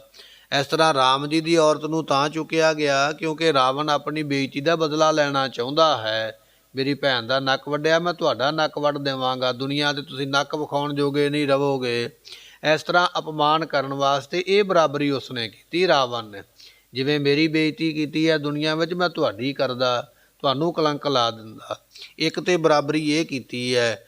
ਦੂਜੀ ਬਰਾਬਰੀ ਇਹ ਕੀਤੀ ਹੈ ਵੀ ਜਿਸ ਵੇਲੇ ਹਨੂਮਾਨ ਨੇ ਲੰਕਾ ਨੂੰ ਸਾੜਿਆ ਉਸ ਵੇਲੇ ਰਾਮ ਜੀਆਂ ਨੇ ਫਿਰ ਜੰਗ ਕੀਤਾ ਰਾਵਣ ਦੇ ਨਾਲ। ਫਿਰ ਆਹਮਣੇ ਸਾਹਮਣੇ ਫੌਜਾਂ ਲੈ ਕੇ ਖੜੇ ਹੋ ਕੇ ਬਰਾਬਰੀ ਕਰਕੇ ਬੜਾ ਭਾਰੀ ਜੰਗ ਮਚਾਇਆ। ਉਹ ਬਚਨ ਲਿਖਦੇ ਪਏ, ਰਾਵਣ ਸੇਤੀ ਸਰਬਰ ਹੋਈ। ਰਾਵਣ ਦੇ ਨਾਲ ਫਿਰ ਇਸ ਤਰ੍ਹਾਂ ਰਾਮ ਜੀਆਂ ਦੀ ਬਰਾਬਰੀ ਹੋਈ।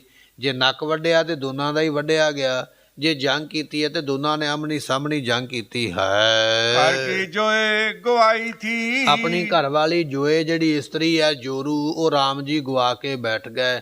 ਇਸ ਤਰ੍ਹਾਂ ਦਾ ਉਹਨਾਂ ਦੇ ਨਾਲ ਭਾਣਾ ਵਾਪਰਿਆ ਹੈ।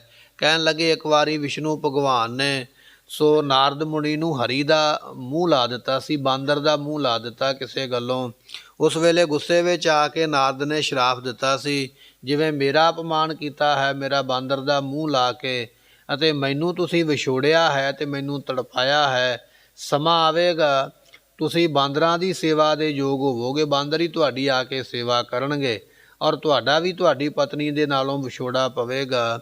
ਉਹ ਨਾਰਦ ਮੁਨੀ ਦੇ ਸ਼ਰਾਪ ਦੇ ਨਾਲ ਫਿਰ ਭਗਵਾਨ ਰਾਮ ਜੀ ਸੀਤਾ ਦੇ ਨਾਲ ਵਿਛੋੜਾ ਪਿਆ। ਬਾਂਦਰਾਂ ਦੀ ਫੌਜ ਇਕੱਠੀ ਕਰਕੇ ਲੰਕਾ ਨਾਲ ਜੰਗ ਕਰਦੇ ਪਏ। ਬੰਤਰ ਕੀ ਸੇਵਾ, ਬੰਤਰ ਕੀ ਸੈਨਾ ਸੇਵੀ ਹੈ, ਮਨ ਤਨ ਜੁਝ ਅਪਾਰ। ਗੁਰਬਾਣੀ ਨੇ ਬਚਨ ਲਿਖਿਆ ਕਿ ਜੰਗ ਕਰਨ ਦਾ ਤੇ ਬੜਾ ਭਾਰੀ ਬਲ ਹੈ ਰਾਮ ਜੀਆਂ ਦੇ ਵਿੱਚ, ਪਰ ਸ਼ਰਾਪ ਇੱਕ ਐਸਾ ਮਿਲਿਆ ਜਿਸ ਕਰਕੇ ਬਾਂਦਰਾਂ ਦੀ ਫੌਜ ਦੇ ਨਾਲ ਹੀ ਜੰਗ ਨੂੰ ਜਿੱਤ ਸਕੇ ਹਨ। ਹਿੰਦੂ ਅੰਨਾ ਤੁਰਕੂ ਕਾਣਾ, ਭਗਤ ਨਾਮਦੇਵ ਜੀ ਕਹਿਣ ਲੱਗੇ ਹਿੰਦੂ ਜਿਹੜਾ ਹੈ ਉਹ ਅੰਨਾ ਹੈ ਤੇ ਮੁਸਲਮਾਨ ਜਿਹੜਾ ਹੈ ਉਹ ਕਾਣਾ ਹੈ। ਪੁੱਛਿਆ ਨਾਮਦੇਵ ਜੀ ਨੂੰ ਵੀ ਨਾਮਦੇਵ ਜੀ ਇਹ ਬਚਨ ਆਪ ਜੀਆਂ ਨੇ ਕਿਉਂ ਲਿਖੇ ਨੇ? ਉਸ ਵੇਲੇ ਨਾਮਦੇਵ ਜੀ ਕਹਿਣ ਲੱਗੇ ਇਹ ਬਚਨ ਅਸੀਂ ਤਾਂ ਲਿਖੇ ਨੇ, ਉਹਦਾ ਕਾਰਨ ਇਹ ਹੈ ਵੀ ਹਿੰਦੂ ਜਿਹੜਾ ਹੈ ਉਹਦੇ ਕੋਲ ਨਾ ਸੰਸਾਰਕ ਅੱਖ ਨਹੀਂ ਹੈ, ਨਾ ਵਿਵਹਾਰਕ ਅੱਖ ਹੈ, ਨਾ ਉਹਦੇ ਕੋਲ ਪਰਮਾਰਥ ਅੱਖ ਹੈ। ਸੋ ਦੋਨੇ ਅੱਖਾਂ ਬੰਦ ਕਰਕੇ ਬੈਠਾ ਹੈ। ਸੋ ਗੁਰਮੁਖੋ ਕਿਸੇ ਦੀ ਨਿੰਦਿਆ ਨਹੀਂ ਹੈ। ਜੇ ਹਿੰਦੂ ਪਰਿਵਾਰ ਦੇ ਵਿੱਚ 5 ਮੈਂਬਰ ਨੇ ਨਾ ਘਰ ਦੇ ਵਿੱਚ ਰਹਿੰਦੇ, ਤੇ 5 ਦਾ ਇਸ਼ਟ ਇੱਕ ਨਹੀਂ ਹੈ, 5 ਦੀ ਪੂਜਾ ਵੱਖਰੀ ਵੱਖਰੀ ਹੈ। 5 ਵਿੱਚੋਂ ਇੱਕ ਬਰਮਾ ਨੂੰ ਮੰਨਣ ਵਾਲਾ ਹੈ, ਦੂਜਾ ਕ੍ਰਿਸ਼ਨ ਭਗਵਾਨ ਨੂੰ ਮੰਨਣ ਵਾਲਾ ਹੋਵੇਗਾ, ਤੀਜਾ ਕਿਸੇ ਦੇਵੀ ਨੂੰ ਮੰਨਣ ਵਾਲਾ ਹੋਵੇਗਾ, ਚੌਥਾ ਕਿਸੇ ਹੋਰ ਦੇਵਤੇ ਨੂੰ ਮੰਨਣ ਵਾਲਾ ਹੋਵੇਗਾ। ਕਹਿਣ ਤੋਂ ਭਾਵ ਵੀ ਜੇ 5 ਮੈਂਬਰ ਘਰ ਦੇ ਵਿੱਚ ਨੇ ਤੇ 5 ਇੱਕੇ ਨੂੰ ਨਹੀਂ ਮੰਨਣ ਵਾਲੇ ਹੋਣਗੇ, ਉਹਨਾਂ ਦੇ ਵੱਖਰੇ ਵੱਖਰੇ ਰਾਹ ਹੋਣਗੇ, ਵੱਖਰੀ ਵੱਖਰੀ ਪੂਜਾ ਹੋਵੇਗੀ, ਵੱਖਰੀ ਵੱਖਰੀ ਉਹਨਾਂ ਦੀ ਮੰਨਤਾ ਹੋਵੇਗੀ। ਸੋ ਮਹਾਰਾਜ ਕਹਿਣ ਲੱਗੇ ਇਸ ਕਰਕੇ ਬਚਨ ਇਹ ਹੈ, ਹਿੰਦੂ ਅੰਨਾ ਉਹਦੇ ਕੋਲ ਨਾ ਵਿਵਹਾਰਕ ਅੱਖ ਹੈ ਦੁਨੀਆਦਾਰੀ ਵਾਲੀ, ਨਾ ਪਰਮਾਰਥ ਅੱਖ ਹੈ ਪਰਲੋਕ ਵਿੱਚ ਕੀ ਕਰਨਾ ਹੈ। ਇਸ ਕਰਕੇ ਦੋਨੇ ਅੱਖਾਂ ਨਾ ਹੋਣ ਦੇ ਨਾਲ ਉਸ ਨੂੰ ਅੰਨਾ ਲਿਖਿਆ ਗ੍ਰੰਥਾਂ ਦੇ ਵਿੱਚ ਵੀ ਉਸ ਨੂੰ ਕੋਈ ਸੋਝੀ ਨਹੀਂ ਹੈ। ਹਿੰਦੂ ਅੰਨਾ ਤੁਰਕੂ ਕਾਣਾ। ਅਤੇ ਇਸੇ ਤਰ੍ਹਾਂ ਨਾਮਦੇਵ ਜੀ ਬਖਸ਼ਿਸ਼ ਕਰਦੇ ਕਹਿਣ ਲੱਗੇ ਜਿਹੜਾ ਤੁਰਕ ਹੈ ਨਾ ਮੁਗਲ, ਉਸ ਨੂੰ ਕਾਣਾ ਲਿਖਿਆ ਮੁਸਲਮਾਨ ਨੂੰ। ਮੁਸਲਮਾਨ ਨੂੰ ਕਿਉਂ ਕਾਣਾ ਲਿਖਿਆ ਹੈ? ਕਿਉਂਕਿ ਉਹ ਪਰਮਾਤਮਾ ਨੂੰ ਇੱਕ ਤਰਫ ਮੰਨਦਾ ਹੈ। ਪਰਮਾਤਮਾ ਹੈ ਜ਼ਰੂਰ ਹੈ, ਇਸ ਗੱਲ ਨੂੰ ਮੰਨਦਾ ਹੈ, ਪਰ ਪਰਮਾਤਮਾ ਇਕੱਲਾ ਹੈ ਪੱਛਮ ਦੇ ਵੱਲ ਹੀ ਹੈ। ਕਦੇ ਵੀ ਮੁਸਲਮਾਨ ਜਿਸ ਪਾਸੇ ਸੂਰਜ ਛਿਪਦਾ ਨਾ ਪੱਛਮ ਵਾਲੇ ਪਾਸੇ, ਉਧਰ ਨੂੰ ਮੂੰਹ ਕਰਕੇ ਕਦੇ ਬਾਥਰੂਮ ਨਹੀਂ ਕਰਦੇ ਹਾਂ ਵੀ ਇੱਧਰ ਖੁਦਾ ਦਾ ਘਰ ਹੈ। ਕਹਿਣ ਤੋਂ ਭਾਵ ਵੀ ਇੱਕ ਪਾਸੇ ਹੀ ਰੱਬ ਨੂੰ ਮੰਨਦੇ ਨੇ। ਕਾਹੂ ਲਖਿਓ ਹਰ ਅਵਾਚੀ ਦਿਸ਼ਾ ਮੈਂ, ਕਾਹੂ ਪਿਸ਼ਾਹ ਕੋ ਸੀਸ ਨਵਾਇਓ। ਮਹਾਰਾਜ ਕਹਿਣ ਲੱਗੇ ਕੂਰ ਕਿਰਿਆ ਔਰ ਜੋ ਸਭ ਹੀ ਜਗ, ਸ੍ਰੀ ਭਗਵਾਨ ਕੋ ਭੇਦ ਨਾ ਪਾਇਓ। ਕੋਈ ਆਖਦਾ ਰੱਬ ਚੜ੍ਹਦੇ ਵਾਲੇ ਪਾਸੇ ਹੈ, ਹਿੰਦੂ ਲੋਕ ਚੜ੍ਹਦੇ ਵਾਲੇ ਪਾਸੇ ਮੰਨਦੇ, ਮੰਦਰਾਂ ਦੇ ਮੂੰਹ ਬਹੁਤੇ ਚੜ੍ਹਦੇ ਵਾਲੇ ਪਾਸੇ ਹੀ ਹੋਣਗੇ। ਤੁਸੀਂ ਆਪਣੀ ਜ਼ਿੰਦਗੀ ਵਿੱਚ ਕਦੇ ਵੇਖ ਲਿਓ, ਹਿੰਦੂ ਮੰਦਰਾਂ ਦੇ ਜਿਹੜੇ ਦਰਵਾਜ਼ੇ ਨੇ ਮੁੱਖ, ਉਹ ਚੜ੍ਹਦੇ ਵਾਲੇ ਪਾਸੇ ਰੱਖਦੇ ਜਿੱਧਰੋਂ ਸੂਰਜ ਚੜ੍ਹਦਾ ਹੈ। ਉਹਨਾਂ ਦੀ ਮੰਨਤਾ ਇਹ ਹੈ ਵੀ ਦੱਖਣ ਦੇਸ ਹਰੀ ਕਾ ਬਾਸਾ, ਵੀ ਇੱਧਰ ਚੜ੍ਹਦੇ ਵਾਲੇ ਪਾਸੇ ਰੱਬ ਰਹਿੰਦਾ ਹੈ, ਮੰਦਰ ਦਾ ਦਰਵਾਜ਼ਾ ਇੱਧਰ ਨੂੰ ਕਰ ਦਿਓ। ਮੁਸਲਮਾਨ ਆਖਦੇ ਨੇ ਵੀ ਉਹ ਖੁਦਾ ਦਾ ਜਿਹੜਾ ਮੱਕਾ ਕਾਬਾ ਹੈ, ਮੱਕਾ ਉਹ ਲਹਿੰਦੇ ਵਾਲੇ ਪਾਸੇ ਹੈ ਜਿੱਧਰ ਸੂਰਜ ਛਿਪਦਾ ਹੈ, ਉਹ ਖੁਦਾ ਨੂੰ ਉੱਧਰ ਮੰਨਦੇ। 10ਵੇਂ ਪਾਤਸ਼ਾਹ ਨੇ ਲਿਖਿਆ, ਕਹਿਣ ਲੱਗੇ ਕਾਹੂ ਲਖਿਓ ਹਰ ਅਵਾਚੀ ਦਿਸ਼ਾ ਮੈਂ। ਅਵਾਚੀ ਚੜ੍ਹਦੇ ਨੂੰ ਕਹਿੰਦੇ ਪੂਰਬ ਨੂੰ। ਕੋਈ ਆਖਦਾ ਰੱਬ ਚੜ੍ਹਦੇ ਵਾਲੇ ਪਾਸੇ ਹੈ। ਕੋ ਪਿਸ਼ਾਹ ਕੋ ਸੀਸ ਨਵਾਇਓ, ਕੋਈ ਦੂਜੇ ਪਾਸੇ ਨੂੰ ਸਿਰ ਨਵਾਉਂਦਾ ਵੀ ਨਹੀਂ, ਲਹਿੰਦੇ ਵਾਲੇ ਪਾਸੇ ਹੈ।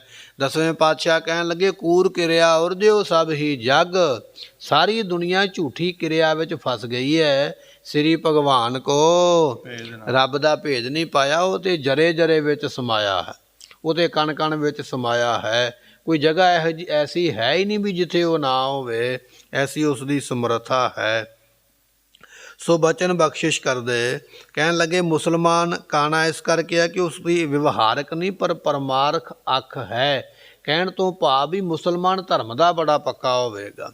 ਜਿਹੜਾ ਅਸਲੀ ਮੁਸਲਮਾਨ ਹੈ ਨਾ, ਉਹ ਮਸੀਤ ਤੋਂ ਬਿਨਾਂ ਕਿਤੇ ਜਾ ਕੇ ਸੀਸ ਨਹੀਂ ਨਵਾਉਂਦਾ, ਸਿਰ ਨਹੀਂ ਝੁਕਾਉਂਦਾ, ਭਾਵੇਂ ਕਬਰ ਹੋਵੇ, ਭਾਵੇਂ ਮੜੀ ਹੋਵੇ, ਤੇ ਭਾਵੇਂ ਕਿਸੇ ਵੀ ਧਾਰਮਿਕ ਸਥਾਨ ਦਾ, ਕੋਈ ਧਰਮ ਦਾ ਧਾਰਮਿਕ ਸਥਾਨ ਹੋਵੇ, ਉਹ ਆਪਣੇ ਧਰਮ ਦੇ ਵਿੱਚ ਪੱਕਾ ਹੈ। ਕੇਵਲ ਮਸੀਤ ਵਿੱਚ ਜਾ ਕੇ ਨਮਾਜ਼ ਪੜ੍ਹ ਕੇ ਸਿਰ ਝੁਕਾਉਂਦਾ, ਇੰਨਾ ਉਹ ਈਮਾਨ ਦਾ ਪੱਕਾ ਹੈ। ਦੂਸਰੇ ਪਾਸੇ ਹਿੰਦੂ ਨੇ, ਉਹ ਸਾਰਿਆਂ ਥਾਵਾਂ 'ਤੇ ਹੀ। ਅਤੇ ਸਿੱਖਾਂ ਦੀ ਵੀ ਗੱਲ ਉਹਨਾਂ ਦੇ ਬਰਾਬਰ ਹੀ ਹੈ। ਸਿੱਖ ਵੀ ਜਿੱਥੇ ਚਲੇ ਜਾਣ, ਇਹ ਗੰਗਾ ਗਏ ਤੇ ਗੰਗਾ ਰਾਮ ਹੋ ਜਾਂਦੇ, ਜਮਨਾ ਗਏ ਤੇ ਜਮਨਾ ਦਾਸ ਬਣ ਜਾਂਦੇ, ਵੀ ਜਿੱਥੇ ਗਏ ਇਹ ਉਹੋ ਜਿਹੀ ਹੋ ਜਾਂਦੇ। ਸਿੱਖਾਂ ਦਾ ਵੀ ਕੋਈ ਸਟੈਂਡ ਨਹੀਂ ਰਹਿ ਗਿਆ ਹੈ। ਇਹ ਵੀ ਪਖੰਡੀਆਂ ਨੂੰ, ਦੇਹਧਾਰੀਆਂ ਨੂੰ ਅਤੇ ਇਸ ਤਰ੍ਹਾਂ ਮੜੀਆਂ ਮਸਾਣਾਂ ਦੀ ਪੂਜਾ ਵਿੱਚ ਲੱਗ ਗਏ।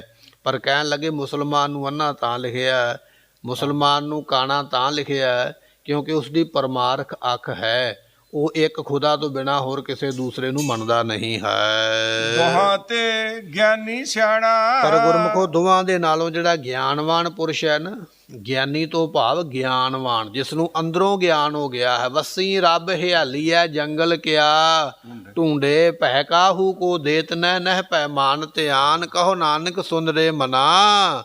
ਗਿਆਨੀ ਤਾਹੇ ਬਖਾਨ, ਜਿਹਨੂੰ ਅੰਦਰੋਂ ਗਿਆਨ ਹੋ ਗਿਆ। ਕਹਿਣ ਲੱਗੇ ਉਹ ਇਹਨਾਂ ਦੋਵਾਂ ਨਾਲੋਂ ਸਿਆਣਾ ਹੈ। ਹਿੰਦੂ ਪੂਜਾ ਦੇਹੁਰਾ। ਜਿਹੜੇ ਹਿੰਦੂ ਲੋਕ ਹਨ ਉਹ ਦਿਹੁਰਿਆਂ ਦੀ ਪੂਜਾ ਕਰਦੇ। ਦਿਹੁਰਾ ਗੁਰਮੁਖੋ ਉਹਨੂੰ ਕਿਹਾ ਜਾਂਦਾ ਹੈ ਜਿੱਥੇ ਕੋਈ ਮਰਿਆ ਬੰਦਾ ਮਰ ਜਾਵੇ ਕਿ ਉਸ ਨੂੰ ਮਿੱਟੀ ਵਿੱਚ ਦਫਨਾ ਕੇ ਉਹਦੀਆਂ ਹੱਡੀਆਂ ਵਗੈਰਾ ਰੱਖ ਕੇ ਉੱਪਰ ਮੜੀ ਬਣਾ ਦਿੰਦੇ ਨਾ, 4 ਕੋਈ ਇੱਟਾਂ ਰੱਖ ਕੇ ਮੜੀਆਂ ਜਿਹਨਾਂ ਨੂੰ ਕਹਿ ਦਿੰਦੇ। ਦਿਹੁਰੇ ਵੀ ਉਹਨਾਂ ਨੂੰ ਹੀ ਕਿਹਾ ਜਾਂਦਾ ਹੈ। ਕਹਿਣ ਲੱਗੇ ਹਿੰਦੂ ਲੋਕ ਜਿਹੜੇ ਇਸ ਤਰ੍ਹਾਂ ਦੇ ਦਿਹੁਰੇ ਮੜੀਆਂ ਨੂੰ, ਜਿੱਥੇ ਮੁਰਦੇ ਉਹਨਾਂ ਦੀਆਂ ਕਬਰਾਂ ਬਣੀਆਂ, ਮੁਰਦਿਆਂ ਦੇ ਹੱਡ ਜਿੱਥੇ ਪਏ ਹੋਏ, ਉਹਨਾਂ ਥਾਵਾਂ ਨੂੰ ਹਿੰਦੂ ਲੋਕ ਮੰਨਦੇ ਹਨ। ਮੁਸਲਮਾਨ ਮਸੀਤ ਤੇ ਮੁਸਲਮਾਨ ਜਿਹੜੇ ਨੇ ਮਸੀਤ ਵਿੱਚ ਜਾ ਕੇ ਮਸੀਤ ਦੀਆਂ ਮੰਨਤਾਂ ਮੰਨਦੇ ਹਨ। ਨਾਮੇ ਸੋਈ ਸੇਵਿਆ ਨਾਮਦੇਵ ਜੀ ਕਹਿਣ ਲੱਗੇ ਮੈਂ ਤੇ ਉਸ ਨੂੰ ਸੇਵਨਾ ਕੀਤਾ ਹੈ। ਜਹ ਦੇਹੁਰਾ ਨਾ ਮਸੀਤ ਜਿਹੜਾ ਪ੍ਰਮਾਤਮਾ ਜਿੱਥੇ ਨਾ ਦਿਹੁਰਾ ਹੈ ਨਾ ਮਸੀਤ ਹੈ, ਮੈਂ ਤੇ ਉਹਦੀ ਸੇਵਾ ਕਰਦਾ ਜਿਹੜਾ ਨਾ ਦਿਹੁਰੇ ਵਿੱਚ ਬੈਠਾ ਨਾ ਮਸੀਤ ਵਿੱਚ ਬੈਠਾ। ਅੱਲੋਹ ਏਕ ਮਸੀਤ ਬਸਤ ਹੈ ਅਵਰ ਮੁਲਕ ਕਿਸ ਕੇਰਾ। ਕਬੀਰ ਸਾਹਿਬ ਜੀ ਦੇ ਬਚਨ ਕਹਿਣ ਲੱਗੇ ਉਹ ਦੁਨੀਆ ਦੇ ਲੋਕੋ, ਤੁਸੀਂ ਆਖਦੇ ਹੋ ਖੁਦਾ ਮਸੀਤ ਵਿੱਚ ਹੀ ਰਹਿੰਦਾ, ਜੇ ਖੁਦਾ ਕੱਲੀ ਮਸੀਤ ਵਿੱਚ ਰਹਿੰਦਾ ਤੇ ਮਸੀਤ ਤੋਂ ਬਾਹਰਲਾ ਇਲਾਕਾ ਕਿਹਦਾ ਹੈ? ਮੰਨਣਾ ਪਵੇਗਾ ਨਾ ਬਾਹਰਲਾ ਇਲਾਕਾ ਵੀ ਖੁਦਾ ਦਾ ਹੀ ਹੈ। ਫਿਰ ਕਹਿਣ ਲੱਗੇ ਤੁਸੀਂ ਉਸ ਨੂੰ ਕੱਲਾ ਮਸੀਤ ਵਿੱਚ ਹੀ ਕਿਉਂ ਵਾੜ ਕੇ ਬੈਠੇ ਹੋ? ਉਹ ਤੇ ਸਾਰਿਆਂ ਥਾਵਾਂ ਤੇ ਹੈ। ਨਾਮਦੇਵ ਜੀ ਦੀ ਵੀ ਉਹੀ ਬਿਰਤੀ ਹੈ। ਕਹਿਣ ਲੱਗੇ ਨਾਮੇ ਸੋਈ ਸੇਵਿਆ, ਨਾਮਦੇਵ ਨੇ ਉਸ ਦੀ ਸੇਵਾ ਕੀਤੀ ਹੈ। ਜਹ ਦਿਹੁਰਾ ਨਾ ਮਸੀਤ, ਜਿਹੜਾ ਨਾ ਦਿਹੁਰੇ ਵਿੱਚ ਆਉਂਦਾ ਨਾ ਮਸੀਤ ਵਿੱਚ ਆਉਂਦਾ, ਜਿਹੜਾ ਜਰੇ ਜਰੇ ਵਿੱਚ ਸਮਾਇਆ ਕਣ ਕਣ ਵਿੱਚ ਸਮਾਇਆ ਹੈ, ਅਸੀਂ ਤੇ ਉਸ ਦੀ ਸੇਵਾ ਕਰਦੇ ਹਾਂ। ਐਸੇ ਤਾੜ ਕੇ ਬਚਨ ਕੀਤੇ ਭਗਤ ਨਾਮਦੇਵ ਜੀਆਂ ਨੇ, ਅਤੇ ਉਹ ਜਿੰਨੇ ਆਏ ਸਨ ਆਪਣੇ ਆਪਣੇ ਅਵਤਾਰਾਂ ਦੀ ਮਹਿਮਾ ਕਰਨ ਵਾਲੇ ਸਾਰੇ ਨੀਵੀਆਂ ਪਾ ਕੇ ਉਸ ਵੇਲੇ ਬੈਠ ਗਏ। ਇਸ ਤਰ੍ਹਾਂ ਇਹ 7 ਸ਼ਬਦ ਆਏ ਨੇ ਨਾਮਦੇਵ ਜੀ ਦੇ ਇਸ ਰਾਗ ਦੇ ਅੰਦਰ। ਇੱਥੇ ਭਗਤ ਨਾਮਦੇਵ ਜੀ ਦੀ ਬਾਣੀ ਸਮਾਪਤ ਹੋਈ ਹੈ। ਕੱਲ੍ਹ ਨੂੰ ਆਪਾਂ ਭਗਤ ਰਵਿਦਾਸ ਜੀ ਦੀ ਬਾਣੀ ਦੇ 2 ਸ਼ਬਦ ਬਾਕੀ ਨੇ ਜਿਹੜੇ ਸਰਵਣ ਕਰਾਂਗੇ, ਫਿਰ ਇਹ ਰਾਗ ਸੰਪੂਰਨ ਹੋਵੇਗਾ। ਭੁੱਲਾਂ ਚੁੱਕਾਂ ਦੀ ਮੁਆਫੀ, ਬਚਨ ਉਪਦੇਸ਼ ਸਤਿਗੁਰੂ ਦਾ ਹਿਰਦੇ ਵਸੇ, ਦਿਓ ਸੱਜਣ ਅਸੀਸੜੀਆਂ ਸਾਹਿਬ ਸਿਓ ਮਿਲੋ। ਹਿੰਦੂ ਪੂਜੈ ਦੇਹੁਰਾ ਮੁਸਲਮਾਨ ਮਸੀਤ, ਨਾਮੇ ਸੋਈ ਸੇਵਿਆ ਜੈ ਦੇਹੁਰਾ ਨਾ ਮਸੀਤ। ਵਾਹਿਗੁਰੂ ਜੀ ਕਾ ਖਾਲਸਾ, ਵਾਹਿਗੁਰੂ ਜੀ ਕੀ ਫਤਿਹ।